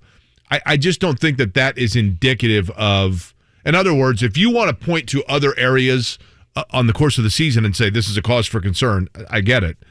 But people acted like all of a sudden like that was this new illuminating problem because Johnson's throwing the ball. I don't know that I necessarily get that overly concerned with it. I think teams do back off the accelerator a little bit And that's the bigger issue, right? It's just not going for it. I think, to me, what we are seeing, and this is the challenge, Kevin, because by blueprint design in the 2021 NFL, this is not the typical recipe for championship level play. But the Colts, even though you mentioned Pittman, and I'm higher on Carson Wentz than I think a lot of people are and have been, but they are, to me, they need to ride the back of what is now the best healthy running back in the NFL and salt games away by giving him the football a lot late in games. But is that a blueprint for consistent winning in the NFL in today's league? That's going to become the question mark. I think the Colts are in a decent position for a wild card spot because of the fact that so many of the teams that are around them in those standings are going to cannibalize each other, and the Colts have the ability to maintain course perhaps better than those that they're competing against. Yeah, I think this offense right now, to me, is showing some January level play. I really don't care who the competition is. You score 30, at least 30 in 4 straight games. I mean, that is, that's big time. There's no doubt they can score the ball. Yeah, and that's with a wideout group right now that I don't think is very potent. Now, you mentioned, obviously, Ryan Jonathan Taylor. I thought one of the best things from Thursday was your involvement of Nyheim Hines. I don't think he had been involved enough. And, he had a big drop in San Francisco, but I feel like he is such a weapon for you. I know we talk about Taylor's got to get to 20 carries or whatever. To me, Hines is a guy that 10 to 12 touches a game. He's too much of a threat, especially with your wideout group right now.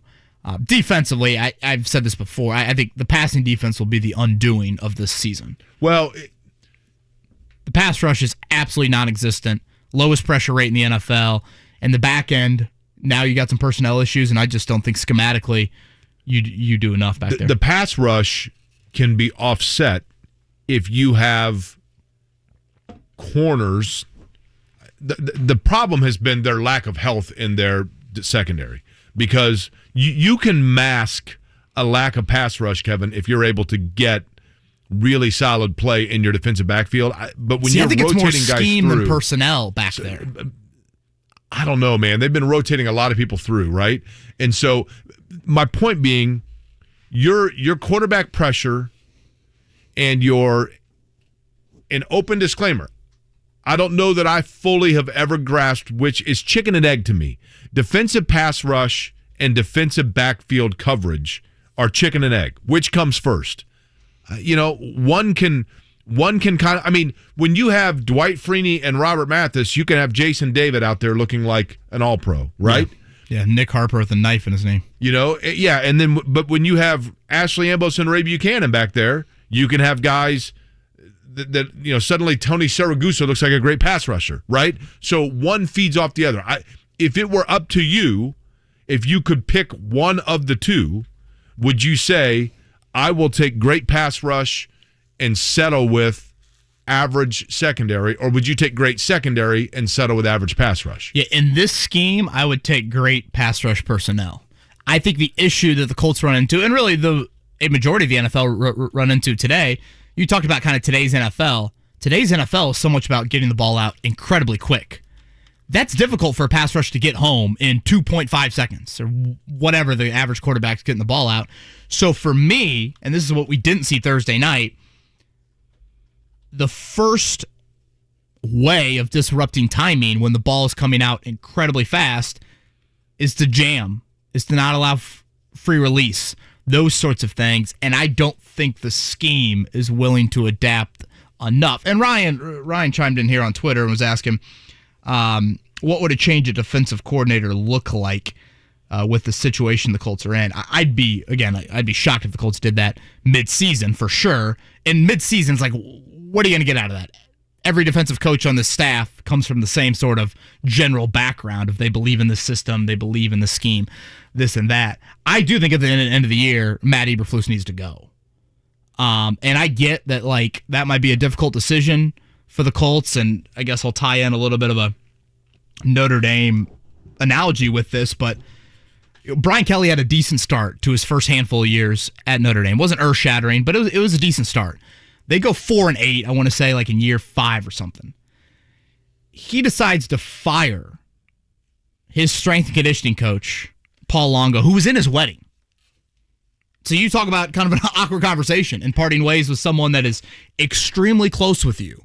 But he knew or felt like something had to change with, in college football, strength and conditioning is a massive, massive hire because they spend so much time with your players in the summer.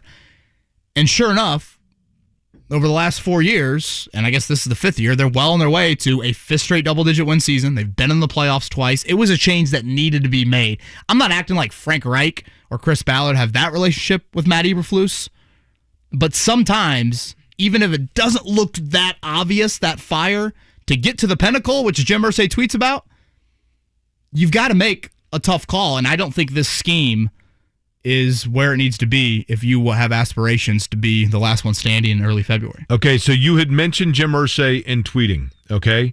Jim Irsay over the weekend sent a tweet that anytime that Jim Irsay sends a tweet, obviously, eyebrows are going to be raised, right? Like, whoa, wait a minute. Did he say? Now, I don't know all the time, every time that Jim Irsay is the one that's actually tweeting, right? I mean, we know that. I think Pete Ward fires off quite a few of those. Correct. But we do know that when he is sending a picture of himself in a helicopter, that's him, right? And I think this one was definitely Jim Irsay.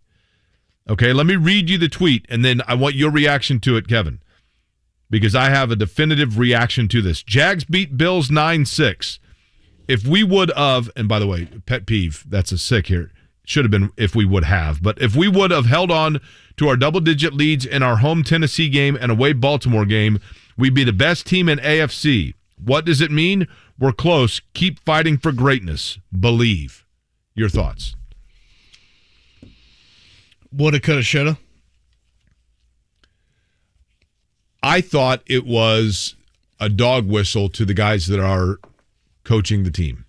If I'm Frank Reich and I see that, I'm not overly comfortable. Really? That was your first thought? Yep. I thought it was a plea to the fan base, like, hold on. Possibly that, but if we would have held on to our leads, like, to me, that is a anytime. I mean, I'll put it to you this way, like, that's interesting that you went there. If 3 years from now, our boss sends a thing that says, like, if we would have done better in the ratings book in the morning, we'd be the #1 station in town. Oh boy. What would you say? We're not even 2 hours into the show and we're already thinking about that. No, but I'm saying, but how else would you see that? For sure. No, that's fair. I don't think in Irsay's eyes, those guys are on any sort of hot seat or any sort of, I don't know, maybe defensively, maybe he is fed up with how things are. And for what it's worth, he obviously thought when he sent that tweet that Tennessee would lose, because even if you had beaten Tennessee and Baltimore, he would not be number one in the AFC. So once again, the Titans get the last laugh there. But I thought it was very fan-base directed to me. Well, when he says believe at the end, that's hard to argue. But again, if we would have held on to our double-digit leads in our home Tennessee game and away Baltimore game. Yeah. That's... I mean, if I'm the guy who is being paid to direct my team to wins, and I have the owner citing two areas, like indirectly saying, like, here's where we erred, it would just make me uncomfortable. I'm not saying by any stretch of the imagination that either one of that Frank Reich's job is on the hot seat at all, but it would put me on alert. I will say that. It would simply put me on alert. I see that last part, Jake, keep fighting for greatness, and that goes back to the, like, Eberflus defensive angle.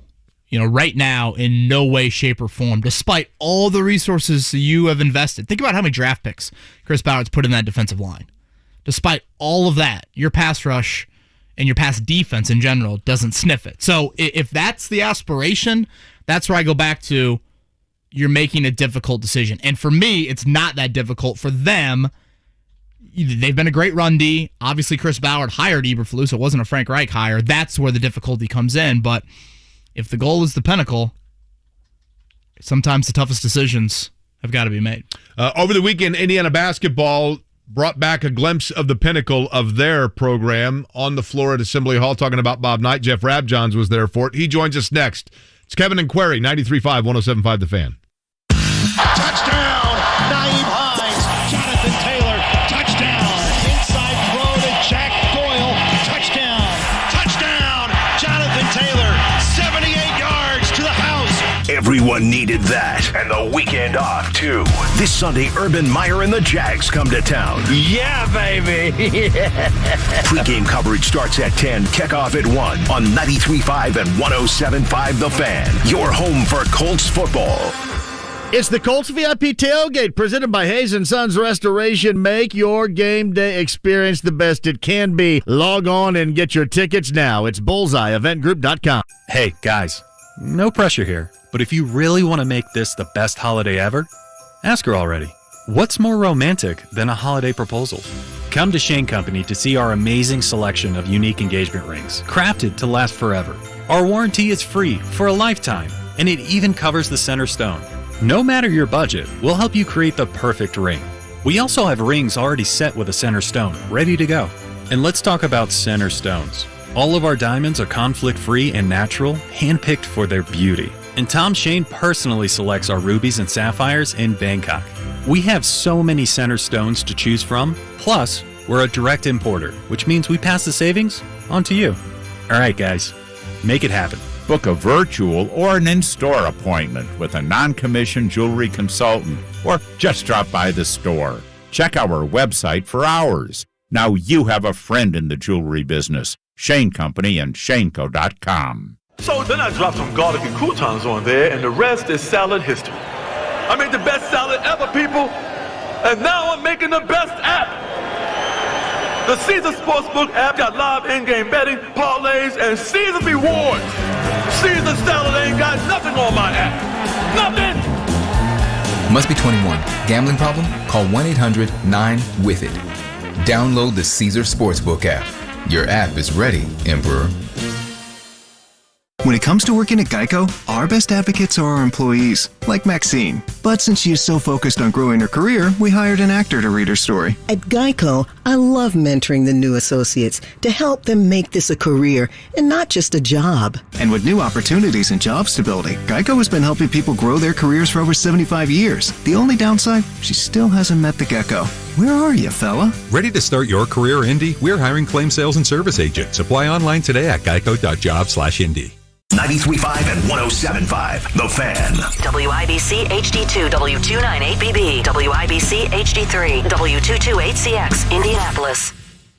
Join me today. It's game week in college basketball. How about that? We'll also recap the week that was in college football. And, of course, the NFL with Sean Salisbury. Don Fisher joins as well. Join me today, noon to 3. It's Kevin and Query. What the hell are you doing, John? Come back and get it.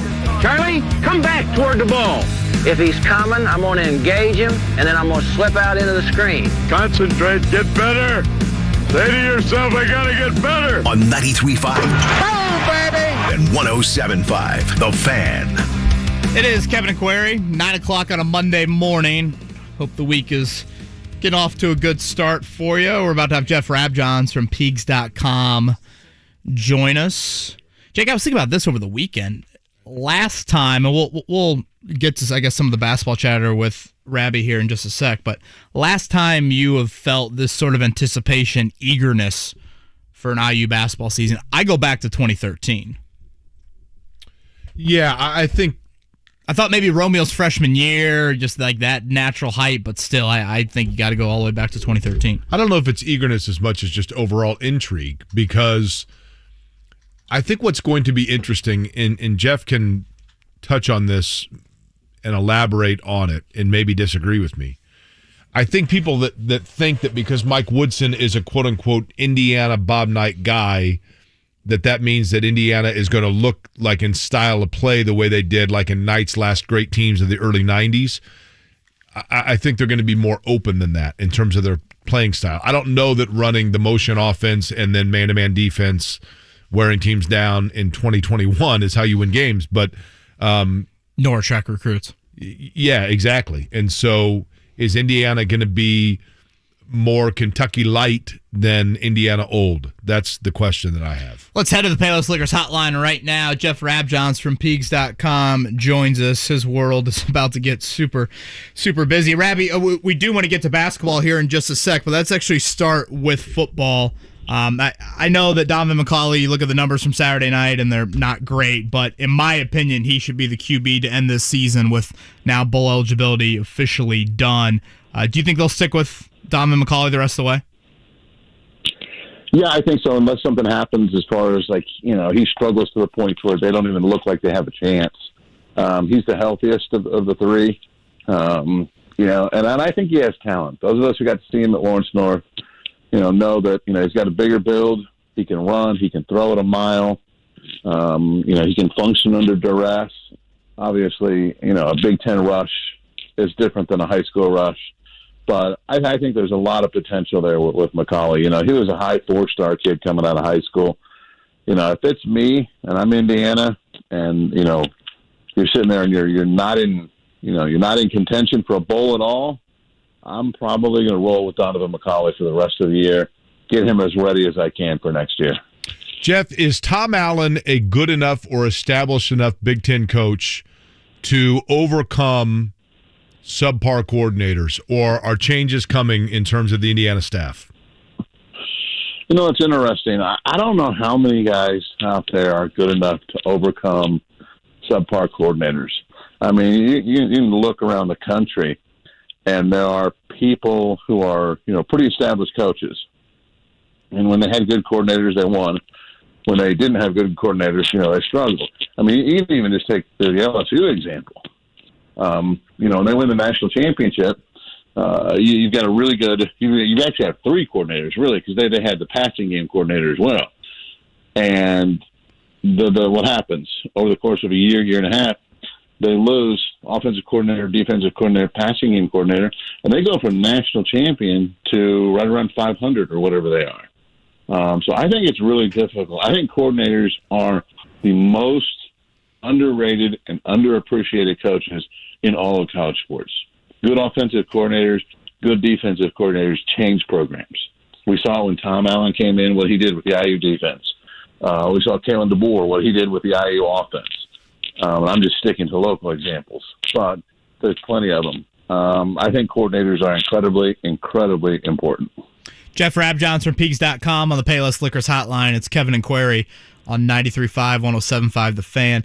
Jeff, for the last 2 years, I've actually taught a class down at IU in the spring, and one of my former students, Griffin Gonzalez, tweeted this. I think he does some TV down there for the student TV, and said that in Tom Allen's tenure, IU is now 3-29 against teams that finished above 500. Obviously, Michigan will finish above 500 this year.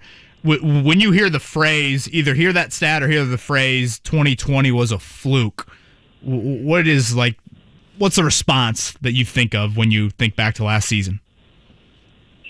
I think 2019 was a year as well, if I recall, if I'm understanding how calendars work. I'm being sarcastic, but I think that's very fair. Yeah, I mean, hell, it was a full season in 2019. It was a full season, and Indiana went to a January bowl game. And I think that's, to me, that's the logical response. If there was only 2020 and they had not done anything in 2018 or 2019, then I think saying 2020 was a fluke may hold some water, even though I really don't think it's fluky to win Big Ten games. You may have gotten lucky, you may have been fortunate, but I don't know that it's not really fluky when you win multiple Big Ten games. But 2019 happened as well, and Indiana went to a January bowl game. That's why I think there's, a bigger body of work than people think.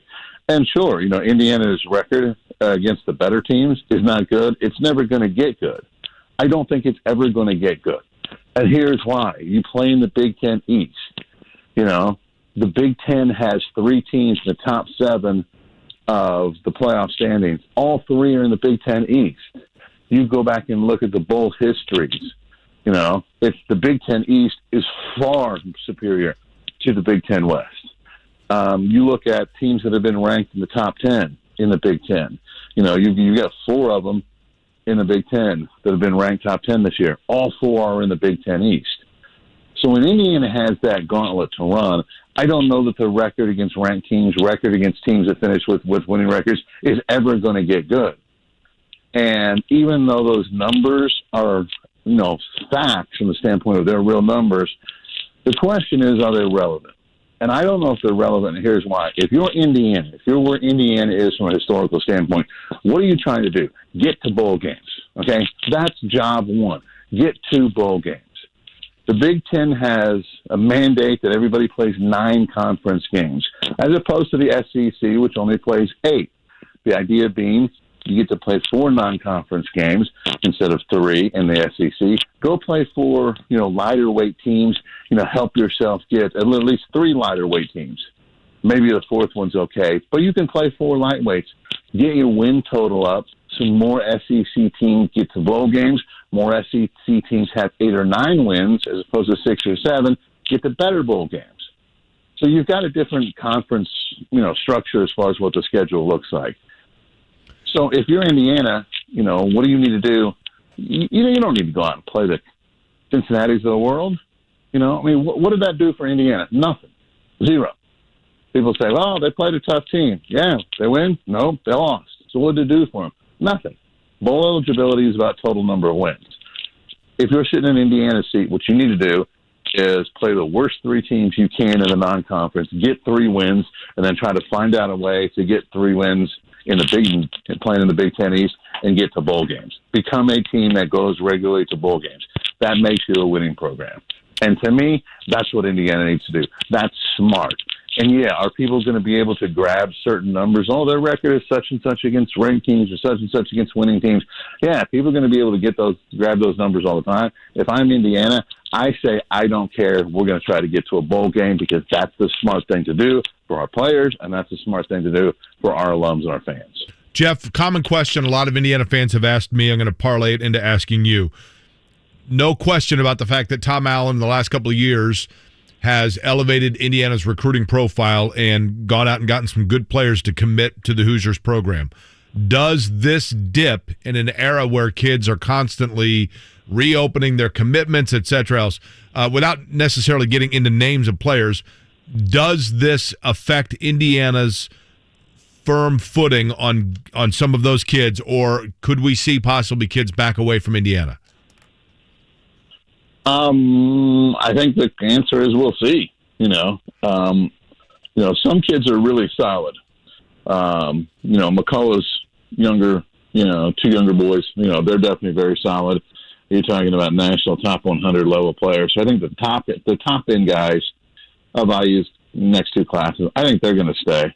There may be some other guys you look at and, they're really good, so other schools are staying in their ear. There are some kids whose parents really like Tom Allen beyond football. They just trust him. They see him as somebody they're like, I want my son around that man. So the families who view it like that, I think they'll probably stay solid because the decisions were more than just wins and losses on the football field. But anytime you have struggles, the question is, are you going to be able to hold a recruiting class together? And I think once you get to a point to where bowl eligibility is not mathematically an option, I think keeping your recruiting class together moves up. And I'm not too sure it's not job one right now. Maybe job one is still try to see how many wins you can get the rest of the way. But keeping your recruiting class together, that's job one or job two right now. Jeff, what was the event that took place over the weekend at Assembly Hall in terms of the basketball team, and did it give any glimpse at all into what people might be able to expect this year from Mike Woodson's group? Sure. It was a fan fest event. It's a NIL, name, image, and likeness event that raises money. Kentucky's done it. Kansas has done it. I think some others have done it. They got around 3,000-4,000 people there. It was actually bigger than Kentucky's event, bigger than Kansas's NIL event, which was kind of interesting. But it was more for the fans. There's a lot of fan interaction. Very lively. Hoosier hysteria over the last few years is, everybody's been there. It's kind of like, it's kind of dead periods, and you're sitting there going, okay, guys, come on. This is a little more lively. And it was just introduce the players. They did some contests. but it was a lot about interaction for the fans. Get autographs, get selfies, get down on the court, throw alley-oops to the players, do shooting contests with the players.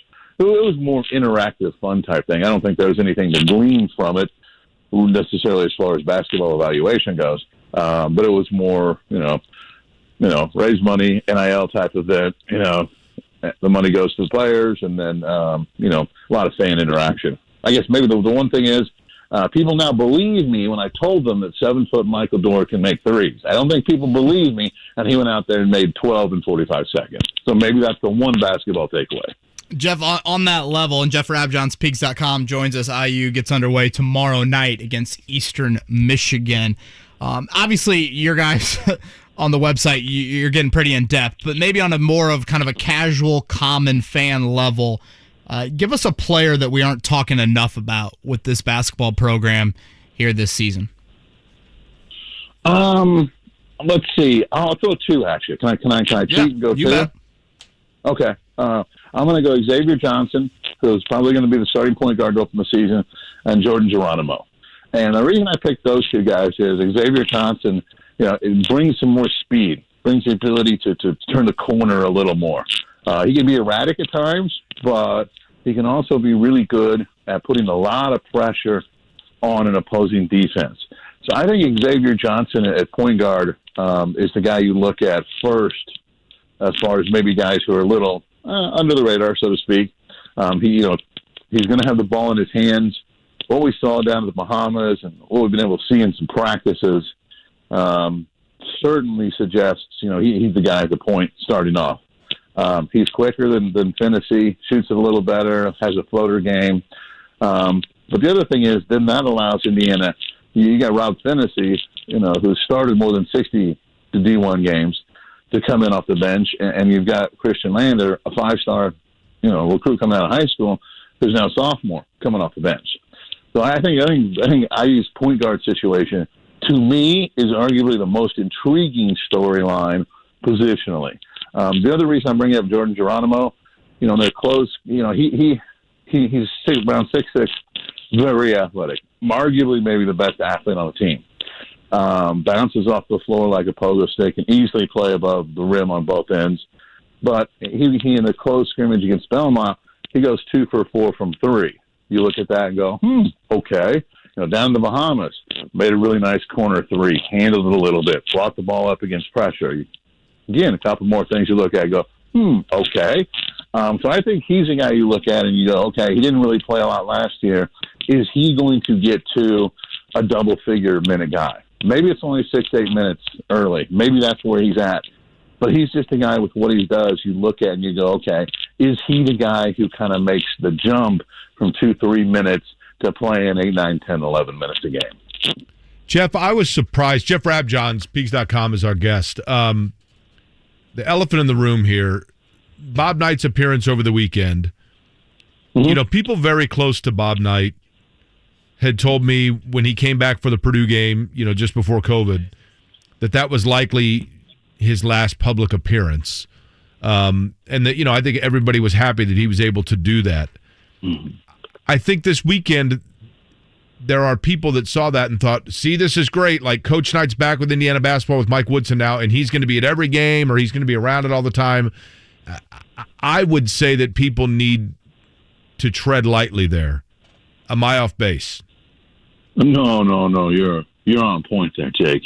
Yeah. I think everybody is aware that, of his age and health. And obviously I'm going to be very respectful because it's Bob Knight and it's a person who has some age and we all have grandparents.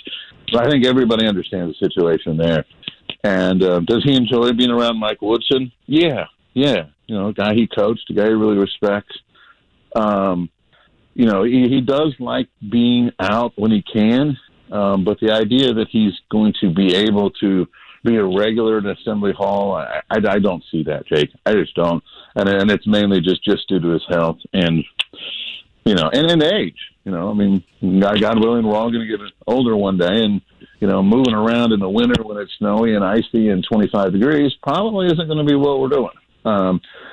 But I think for the fans and for the program, I think the biggest thing is the the ice has melted away, and Knight and the program are sort of like back together again.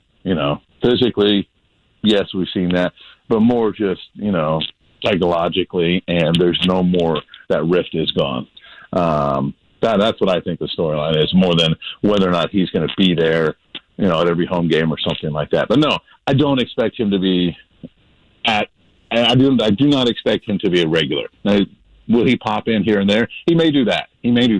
But, being there at every home game, that's not my expectation. And I've been told very clearly, do not expect that. In fact, some people have said, Rabbi, can you try to let people know, Coach is not going to be able to be there every game. And just because he's not doesn't mean there's an issue with him and Woodson or anything like that. Do you think he enjoyed being there over the weekend? Do you think he enjoyed it? Yeah, I do. He sat there in a chair with, I think he was sitting there with Doc Rink and then another person who I didn't really recognize. He watched 20, 25, 30 minutes of it, And so, yeah, I think he enjoys it. And I know, Karen, his wife, Pat, his son, some others have said that, like, when he's out in public, they want people to say, hi, Coach. How you doing, Coach? Good to see you.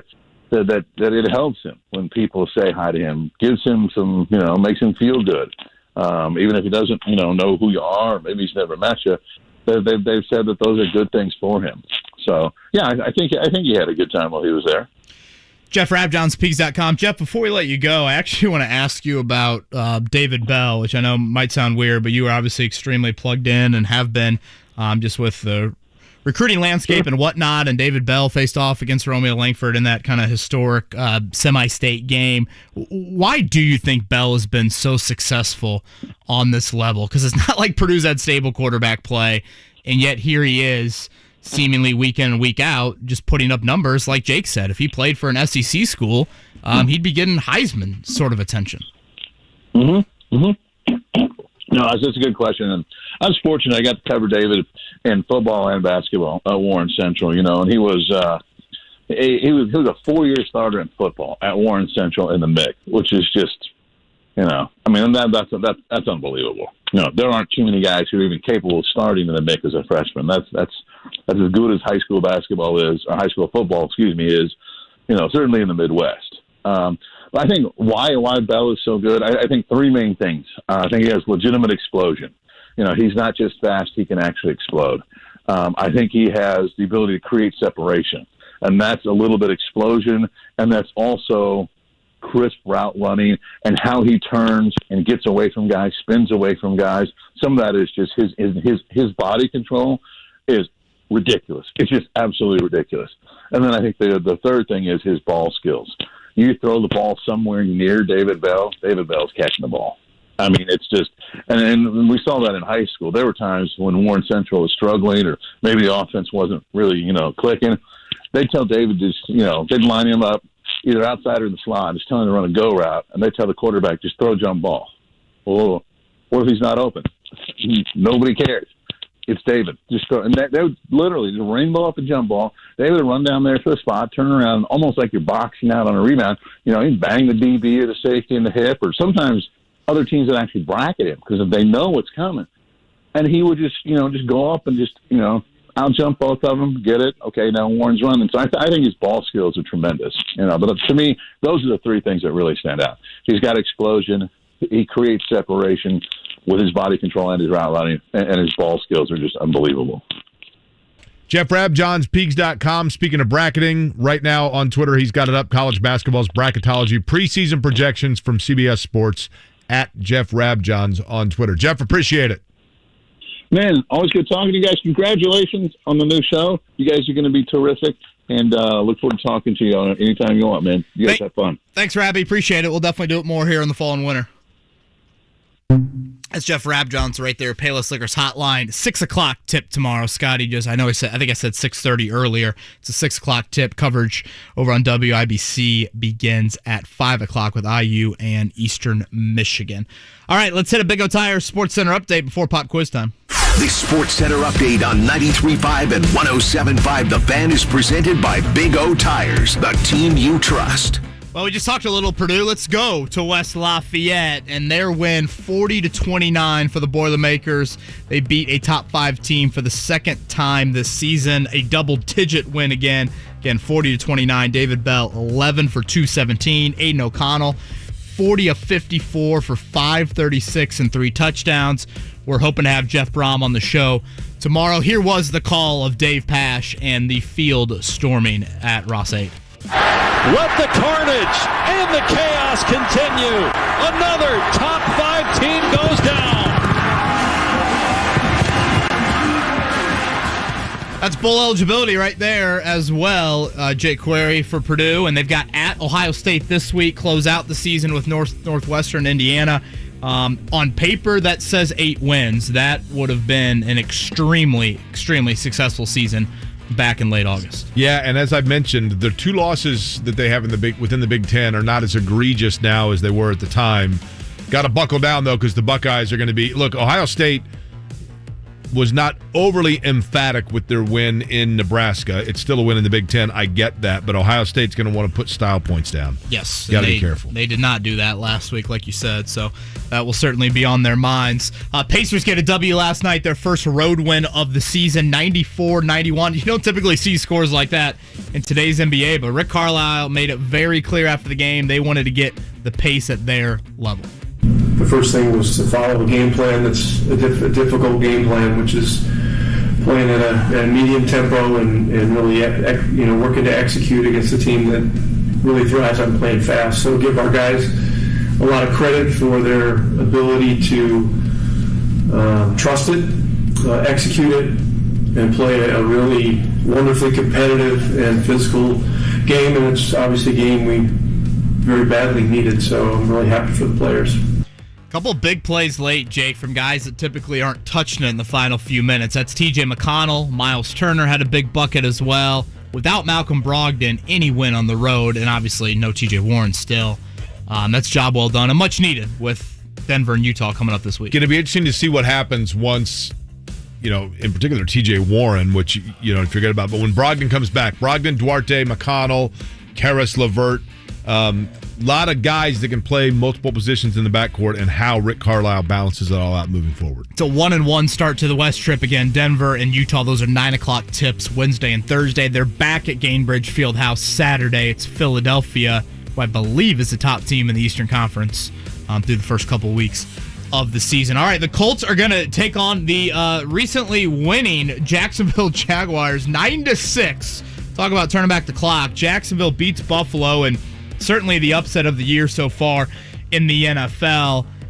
Jake, how much does this all of a sudden increase your worry meter for Sunday, if at all? Not a huge amount. I mean, I think every team has a game where they go out and just things don't fire. I think that probably has as much to do with it with Buffalo. I think Jacksonville was confident going into that game that they might have defensively what they needed to do against Buffalo. Probably not to that level, but Trevor Lawrence did roll his ankle, says it's not of concern for the number 1 overall pick in the draft heading into the game against the Colts. Jacksonville's last win on the road 23 months ago. They've lost 12 straight away from their beautiful Oasis. Granted, they did win in London, but I guess true road games. It's been quite some time. No James Robinson, their starting running back. He missed that matchup with the Bills. All right, some other college football stuff from the weekend. We mentioned it with Rabby a little bit earlier. Michigan 29, Indiana 7. That was a close cover, but Michigan did cover that spread there. Big Ten games this season. Indiana has scored 6 points, 0, 15, 35 against Maryland, and then 7 against Michigan. This officially clinches a sub-500 season for the Hoosiers. Does 35 against Maryland count? Yeah, probably not. So, you gave up how many? Was it 38 and you lost that game? But I'm not going to act like I've watched Rutgers football this year, Jake. Can you believe IU's favored by 8? Yeah, because it's Rutgers. It's also Indiana football. I understand, but it's Rutgers. There's a reason you haven't watched a lot of them. Gosh, that is a shocking spread in my eyes. Indiana will close the season with Rutgers, Minnesota at home, and then at Purdue in the bucket game. Notre Dame beat Navy 34-6. Anything else college football kind of catch your eye this weekend, Jake? Your Tigers got a nice win. It seems like to me You've got Georgia, and then you can nitpick anyone else's resume right after that. I'd agree with that. I think the second best team in the country is Ohio State. Even though they didn't, I don't think they flexed a lot against Nebraska, but I think Ohio State's really good. That offense is really special. And again, I'm not saying it's going to happen, but the playoff committee should put Cincinnati in front of Ohio State for right now because Ohio State has 3 games that the quality of those make it impossible to keep Ohio State out. So they know Ohio State's going to get in. But you create narrative and you create drama and you create perceived chaos if you give Cincinnati, drop them a bone and put them in there now and then have them replaced again by a surging Ohio State down the stretch. 3 weeks left in the regular season. Your 4 teams that make the playoffs. Georgia, and then who is 2, 3, 4? I guess I'm assuming Georgia. Who are your 4 playoff teams? Alabama, in no particular order. Ohio State. And then I think it's a toss-up between... If Oklahoma wins out, I think Oklahoma gets in. Over Oregon? Over a one-loss Oregon? I think if Oklahoma, because Oklahoma's undefeated, right? Correct, yep. I think an undefeated Oklahoma gets in over a one-loss Oregon or even an undefeated Cincinnati. So Ohio State would jump Oregon even though they lost at home to them. I think they would because Ohio State's going to have enough quality of wins here down the stretch. Michigan State, Michigan, and I'm trying to think of and Purdue, but certainly Michigan State, Michigan is enough, and then the Big Ten title. Yeah, Oregon's not sniffing that. Is enough to put, them over the top. I will be fascinated to see what they do with a 2-loss Alabama. Alabama loses a close game to Georgia in the SEC title game. That could open the door for a Cincinnati to get in, but it would surprise me. That will be very interesting to see. Again, we mentioned college basketball, also the Champions Classic tomorrow night. That's Kentucky, Duke, Kansas, Michigan State over at Gainbridge Field. That was in years past, not this year. Madison Square Garden, I believe it's here next year. And then Kyle Larson, Jake, 5 of 10 playoff races. I'm not going to act like I know annual, the best seasons ever in NASCAR. Is this up there? Yes, because he can win in terms of within NASCAR itself alone. Yes. But the fact that he won in multiple cars, multiple series on the ultimate biggest stage, 4 different series of auto racing, Kyle Larson can win behind any wheel within racing as well as anybody probably in the history of the sport. And I do think he's going to have the opportunity presented to him to do so in the Indianapolis 500 in May. On the scale of Fernando Alonso and Kyle Larson, where would Larson's entry into the 500 rank? High, because maybe not internationally bring as much attention, but nationally speaking, it would bring massive amounts of attention, especially from people that are big-time racing fans, because he's been tested at every level here within the United States, and he has won at every level. He's JQuery. I honestly think the biggest reason why he wanted to do the Fan Morning Show is because he's fascinated by the pop quiz. That's exactly right. On a daily basis. When Scotty walks in, you know that it's about to get real in here. So if you want to partake in the pop quiz, now's the time to give us a call. It is 317-239. It is still 1070, right? Correct, yes. 317-239-1070. Pop quiz is next. Kevin and Query, 93.5, 107.5 The Fan. Right now, it's a seller's market. I'm Patrick Keller with Crest Point Real Estate. Get your free home value estimate from me in 60 seconds at sellwithpatrick.com. The goblet has dropped. Caesars Sportsbook is here. Download it. Terms and conditions apply. Must be 21 and up. Bet Rivers Sportsbook is ready to make this football season one to remember. All season long, you can score at Bet Rivers Sportsbook with free bets, odds boosts, and more. With player props, thousands of game lines, and live in-game betting, Bet Rivers Sportsbook delivers a best-in-class sports betting experience and has an experienced customer service team to back it up. Visit Bet Rivers Sportsbook today and bet this football season with the local trusted team that puts you first. Go to BetRivers.com and be a winner. Partner of French Lick Casino Resort. Must be 21 or over to play. Gambling problem? Call 1-800-9-WITH-IT. 1-800-994-8448. Playable only in Indiana. Unfortunately, we got a little plumbing issue right now in the Bowen household, so looking to save a little money elsewhere is a big priority. The good news is Golden Oak Lending helps in that area, and they've done it again. They've dropped their rates down to 1.875%, while home values are still soaring, which means right now is the best time to look into refinancing with Golden Oak. Home financing has a language all its own, but Golden Oak Lending speaks mortgage and loves translating it for customers. For example, refinancing today means you'll save on your mortgage and make no payments until next year. Golden Oak's experienced local loan officers are always local. They know the indie market and make refinancing and buying a breeze, guiding you through every step to ensure you never get lost in jargon and numbers. Like I said, home values are high and rates are historically low at that 1.875%, but it won't stay like this forever.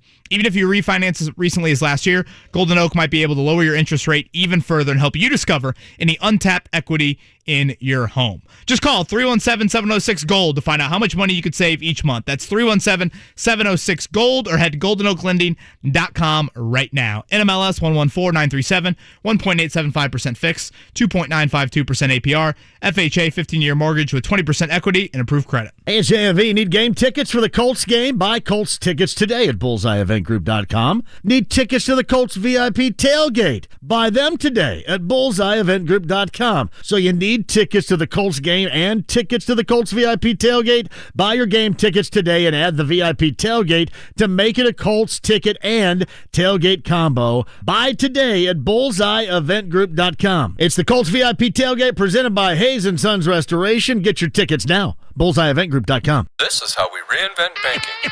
Say the money's gone tight in your checking account, then you crack your phone and the screen goes out. No shame in your game, we got the assist. Huntington Bank, lending money with a twist. Come to us for extra cash when you're strapped, cause it's free when you auto pay it back. Introducing Standby Cash. Extra cash when you need it, free when you auto pay it back. Huntington, welcome. Without automatic payments, 12% APR. Eligibility requirements apply. Amount available is based on customer eligibility. Learn more at huntington.com/standbycash. This is for the men who never settle, the ones who believe only quitters end a game in a tie, the type of guys who choose the bar with the biggest TVs to overcompensate for theirs at home. This is the Lodge mentality. This is Twin Peaks. Twin Peaks is honored to serve those who serve. This Veterans Day, all veterans, active duty military, and reservists will eat for free from a select menu all day, Thursday, November 11th. Visit your favorite Twin Peaks location. Twin Peaks, eats, drinks, scenic views. Touchdown! Naeem Hines, Jonathan Taylor, touchdown! Inside throw to Jack Doyle, touchdown! Touchdown! Jonathan Taylor, 78 yards to the house! Everyone needed that, and the weekend off, too. This Sunday, Urban Meyer and the Jags come to town. Yeah, baby! Pre-game coverage starts at 10, kickoff at 1 on 93.5 and 107.5 The Fan. Your home for Colts football. Have you studied? Can you handle the pressure? Sharpen your pencils. It's time for the Pop Quiz with Kevin and Query. Brought to you by Jiffy Lube, Indiana's favorite oil change since 1985. JQuery's been waiting 2.5 hours for this. I love quiz this. Time. You strike me as a big Jeopardy guy. I like Jeopardy. It's cool. Oh, really? Did you ever watch that show, Stump the Schwab? Oh, yes. I love that show. That fellow looked like Will Carroll, didn't he? A little bit. Hey, Will's lost some weight. I don't think he's Schwab-like. I wouldn't say in terms of their robustness as much as just their like facial look. Like their reactions, and no matter what, their answer was always the right one. Yeah. We are a big Jeopardy family in the Bowen household. So okay. That's us every 7:30, which, again, probably shows you where my level of loserness is. All right, Jake, a number 1 through 8 here for the pop quiz. 1 through 8. I will go with the number 5. Mark, who we got? Barry. Barry! What's up, Barry? How's it going, fellas? Good. Yourself? I can't complain. No one would listen if I did anyways. Barry, let me ask you something. Over the weekend, I was at a get-together Saturday night where we put on a lot of ABBA. Now, ABBA is one of those bands that nobody claims they like ABBA, but do you like ABBA by chance, Barry? Are they related to Milli Vanilli? They're very similar to Milli Vanilli, yes. But here's the bottom line. Is that the Dancing Queen? Dancing Queen is indeed ABBA. So, too, is Take a Chance on Me, which is what Barry's going to do right now. Because, Barry, if you get totally lost, I'll throw you an SOS. That's all I'm saying about ABBA here, all right? So, in other words, I'll drop hints. Just follow along closely. Kevin, you doing number 1? All right, yes. Good luck, Barry. With one game to go in Week 9 of the NFL season, who leads the league in rushing? A, Jonathan Taylor. B, Derrick Henry. C, Joe Mixon. D, Nick Chubb. I know JT's close, but I'm still going to go with Henry. Nice. Good start, Barry. Barry, question number 2. Who is the current NFL leader in passing yards? A, Patrick Mahomes, B, Joe Burrow, C, Justin Herbert, or D, Derek Carr? Derek Carr. Okay. Boy, all right, Scotty. Getting a little nervous over there. There were 5 games in the Week 9 NFL schedule that were rematches of previous Super Bowls, the most ever in a single week. Of those 5 rematches, Colts-Jets, one of them, how many were won by the team that had won the Super Bowl when the two teams met? 2. Okay. Here now, Barry, I hope you're sitting down because this is a long one, right? This is a Scotty John Stoney special. Question number 4. Purdue pulled off another upset on Saturday, knocking off then AP number 5 Michigan State at Ross-Ade Stadium. The Boilers have now beaten 17 times they have pulled off an upset of a top 5 team while they were unranked. That is the most since the college football AP poll began in 1936. 3 other schools have 10 or more upsets over top 5 teams while themselves unranked. Which of the following does not have double digits in wins over top 5 teams while unranked? That's a mouthful, I realize. Southern California, Michigan State, UCLA, or Illinois. Only one of those has not accomplished this feat at least 10 times. But they have won 10 college basketball national championships. Southern Cal, Michigan State, UCLA, or Illinois? Let's go with the Bruins. Okay. Excellent. That was a hell of a there. guess. Gosh, that is a good guess. Shocking there. I don't know how I got that. Scotty's head's going to explode by about Wednesday with Jake. All right, lastly, number 5. On this day in 1966, this Baseball Hall of Famer became the only man to be named most valuable player in both the American League and the National League in his career. Name him. Oh, man. What conference did he play in? Well, he won the award in both leagues. I will say one of the teams, Cincinnati Reds.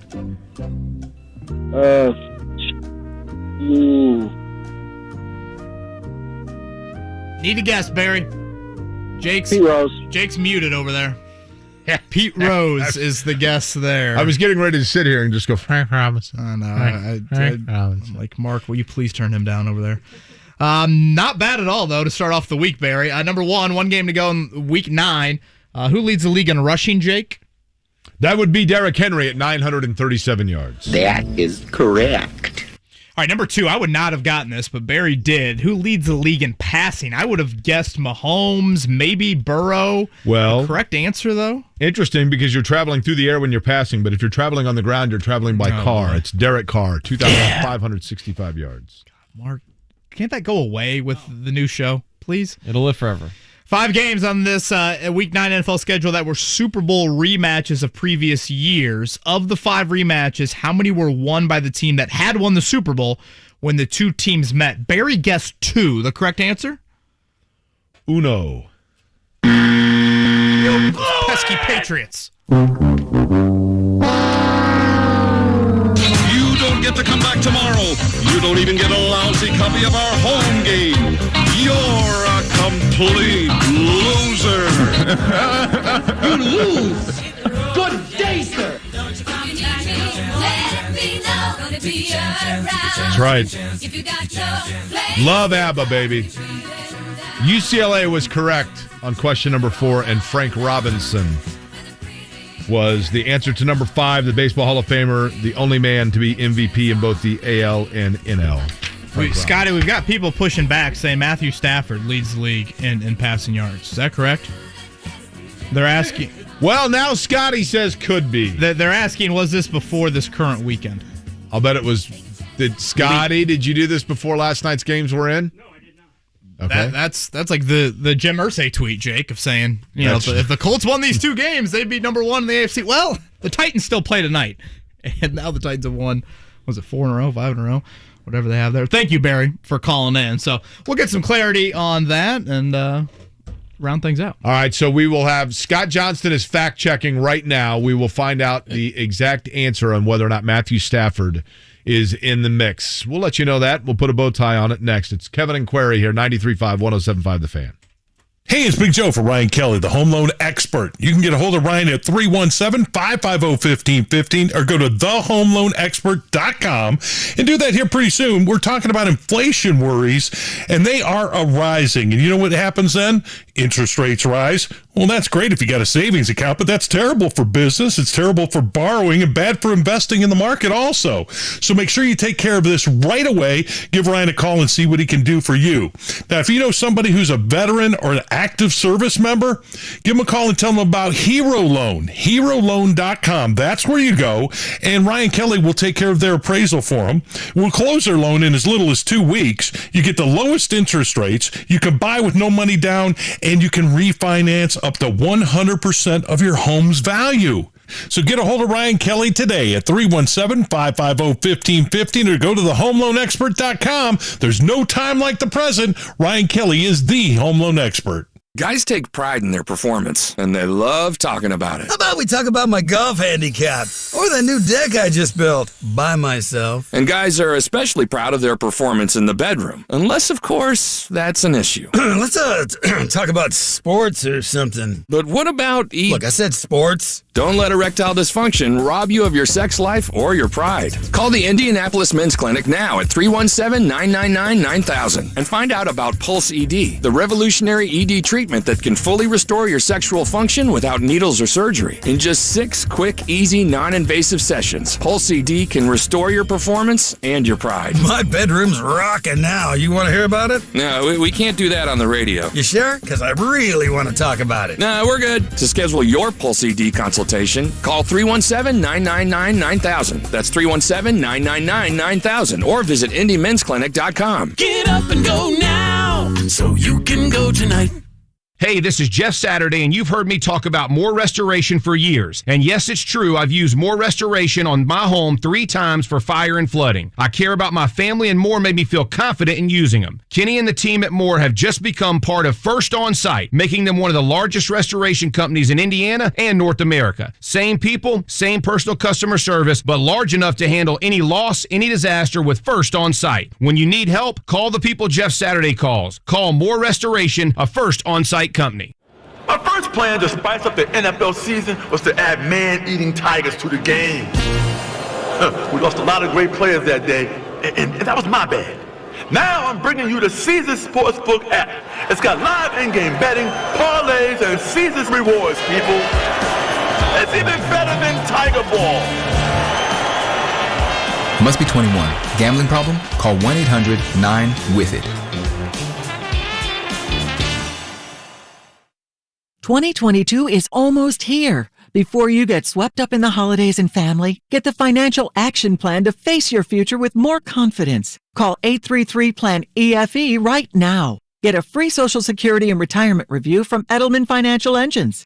One of our experienced financial planners will partner with you to align your wealth strategy, personal goals, and cash flow to your future retirement income, including a Social Security benefits analysis.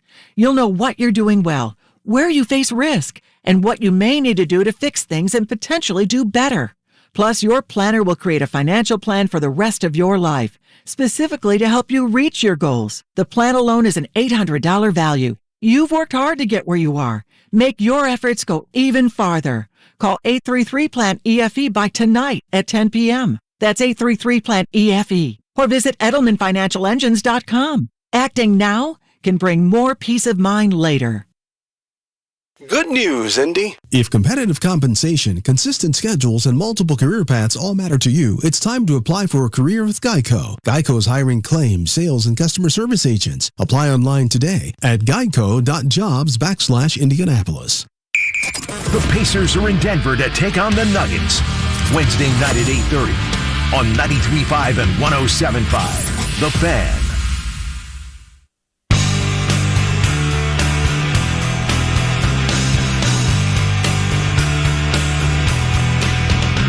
You're listening to Kevin and Query on 93.5 and 107.5. The Fan.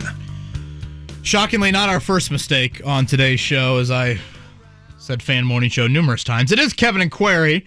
We do have clarity on the pop quiz. The leading passer in the NFL right now, not Derek Carr. What What was Scotty? Scott, listen, for those that don't know, Scott Johnston, and he's worked here. Scotty actually has been with MS Communications, I don't know, since the day after Gerald Ford was inaugurated, right? And he knows everything about the place. Everybody has and needs this person in their office. I always call them, and Scotty's standing right here, so I hope this doesn't offend him. But everybody has in their building, if you're listening right now, no matter what line of work you're in, you've got the person that I call the printer guy. And by that I mean somebody in the office inevitably says, hey, the printer's not working. And there's and then immediately somebody goes, oh, you got to go talk to Rick. You're right. He knows how to fix it. Yeah, Rick Scotty's on floor the guy 4. Right. Scotty's the guy that knows he knows where everything is. He knows how to find anything, how to fix everything. He is your one-stop shopping in terms of anything at MS Communications and has been for a gabillion years. But his foot placing here within the building is now tenuous at best because he's completely butchered our first pop quiz. Right? 30 years, by the way, this Friday. Oh, 30 years Friday? For Scotty Johnston. Coming up this Friday or the past Friday? Well, this Friday meaning the upcoming Friday or the one that just passed?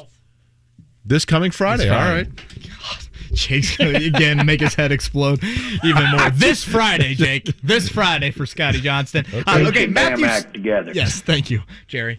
By the way, not a great performance by his boys this weekend. Matthew Stafford, number 1. Tom Brady, 2. And then Derek Carr. Scotty said he had the AFC stats, not the full NFL stats. Okay. Up there. You blew it! One of our most consistent listeners, Jaden, his name is Jaden, chimed in and wanted to say, what are the chances of Jonathan Taylor in the running for Offensive Player of the Year? Correct me if I'm wrong, but I typically feel like MVP award goes to somebody, and then usually whoever's like the second best offensive player, I would agree with that. They get the Sympathy Offensive Player of the Year award. I don't know how much you've looked into that, but where do you stand on the potential of that happening? Because I do think he is the favorite to be the rushing title leader with Derrick Henry. Yeah, I would agree with that. Listen, running back's just a tough position probably to get those things in because the glitz and glamour goes to, team placement has a lot to do with it. A lot of that depends on where the team is. If the Chargers separate themselves and get back to playing the way they were at the beginning of the year and Justin Herbert's throwing the ball all over the place, he's going to be in that conversation. Obviously, I'll tell you, to me, that the bigger question is Mahomes going to be able to put himself back into that argument? Because something's happened in Kansas City. And they just, Patrick Mahomes had a feel a couple of years ago like when Steph Curry, I've made this analogy before, Steph Curry went through a period where anytime you turned on a Warriors game, it was like, this guy's hitting from 50 feet regularly, just unbelievable stuff that seemingly you couldn't fathom a guy maintaining that pace. And Patrick Mahomes felt like that at the quarterback position of just being able to make throws and make plays that seemingly were untouchable. And that has come back down to earth now where all of a sudden, if you're a Chiefs fan, you're watching that going, what is going on?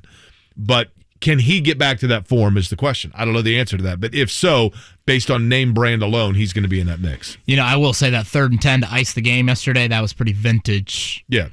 Patrick Mahomes, but I would agree there. I think it's going to be tough for Taylor to be in that conversation just because you got to make the playoffs, right? To be like a serious candidate for that. Because you already have an issue because you don't play the ideal position, and that's quarterback. You aren't in a mega market. This is not Ezekiel Elliott in Dallas even.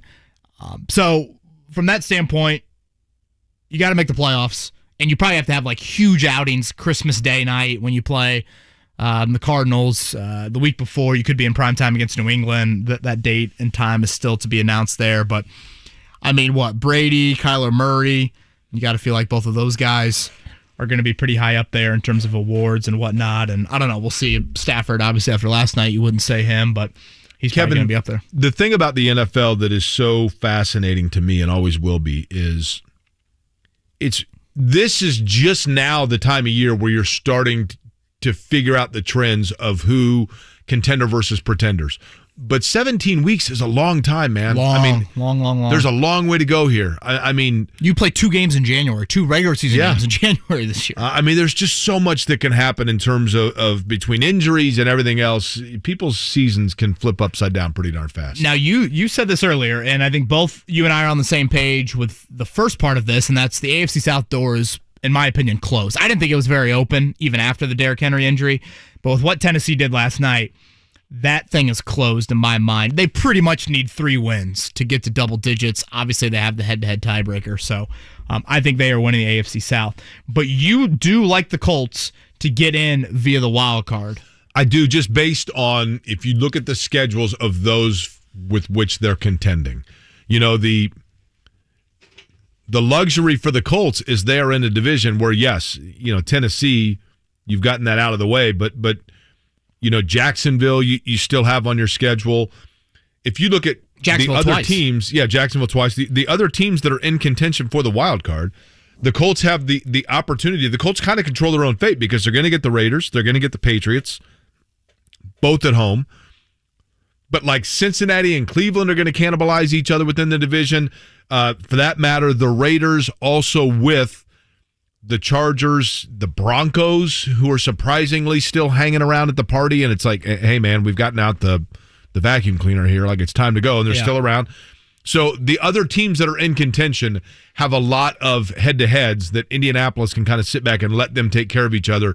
And the Colts, if they mind their P's and Q's, they can't have any major they've got to obviously win both Jacksonville games. You know what I mean? They got to take care of the games that you would expect them to take care of, but I think they're going to be in the mix. But I do think it's going to take 10.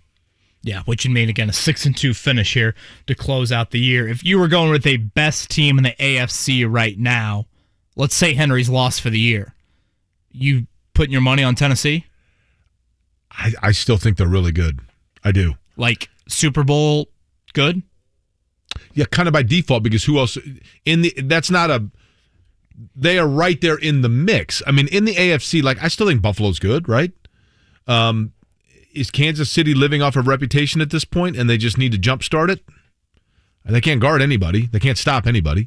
I think Tennessee's pretty darn good, man. I think that's what's extra frustrating to Colts fans. It's that, yes, we know the Colts have lost 8 straight against playoff teams and all that, but you look at the AFC right now, and I asked that question to you, Jake, and I sat here and thought to myself, I don't know the answer. I mean, I picked Buffalo at the start of the year, but they haven't played very well the last few weeks. Tennessee seems very beatable, even with what the run they've been on the last 4 weeks. It seems like every single week I turn on a game and Baltimore's down 2 scores and they come back to win it late. Baltimore is perplexing.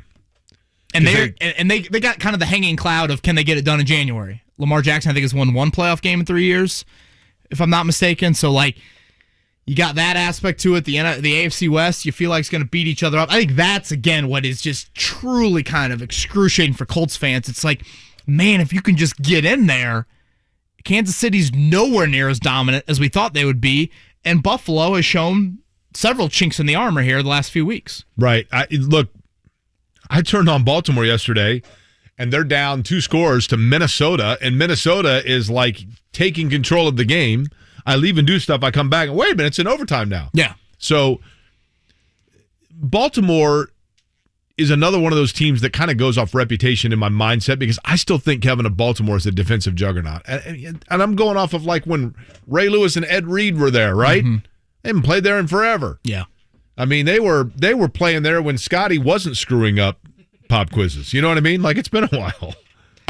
Give him a daylight savings time break. That's right. I mean, the Colts had a bye week. Scotty didn't have to work this weekend for a change, so that was, good on that front. I like Pittsburgh tonight, Mark. Sorry to go there. No offense taken. 7 points, though, is a little bit too big for me. I don't know. I'd probably stay away from that. Maybe Chicago gets an early score, maybe Pittsburgh money line it, something like that. But I haven't really watched Justin Fields, and I know what the Colts thought of him. They were kind of enamored with him in the draft process, so I am eager to watch him play. Khalil Mack playing? No, he's not. Gotcha. They got a bye week next week, so I'm assuming he'll be back in week 11. And then we are hoping to have Jeff Brom on the show tomorrow. That'll be nice to catch up. I'm sure you've talked with him before, right? Oh, yeah, several times. Yeah. So now, do we get up again early tomorrow? Well, this is a 5-day-a-week thing, my Is friend. it really? They didn't tell me that. Well, They I'm a little told me- nervous if they're going to ask us back. I guess that's probably the first They thing. told me Mondays, and then we come back at 3 and tape tomorrow. Is that not what's happening? Right. We just predict what happens in the Monday night game and hope that it's right on that. I guess front. that was all just part of the recruiting process, huh? Hey, just get him in here and we'll hand him 15 different credit cards and see where his money is. That's exactly right. I'm sitting with him right here. All right, so back at it, 7 o'clock tomorrow for Mark Dykman as well as Kevin Bowen. I'm Jake Query. Have a wonderful day. Enjoy the sun. We'll talk to you 7 o'clock tomorrow. The Ride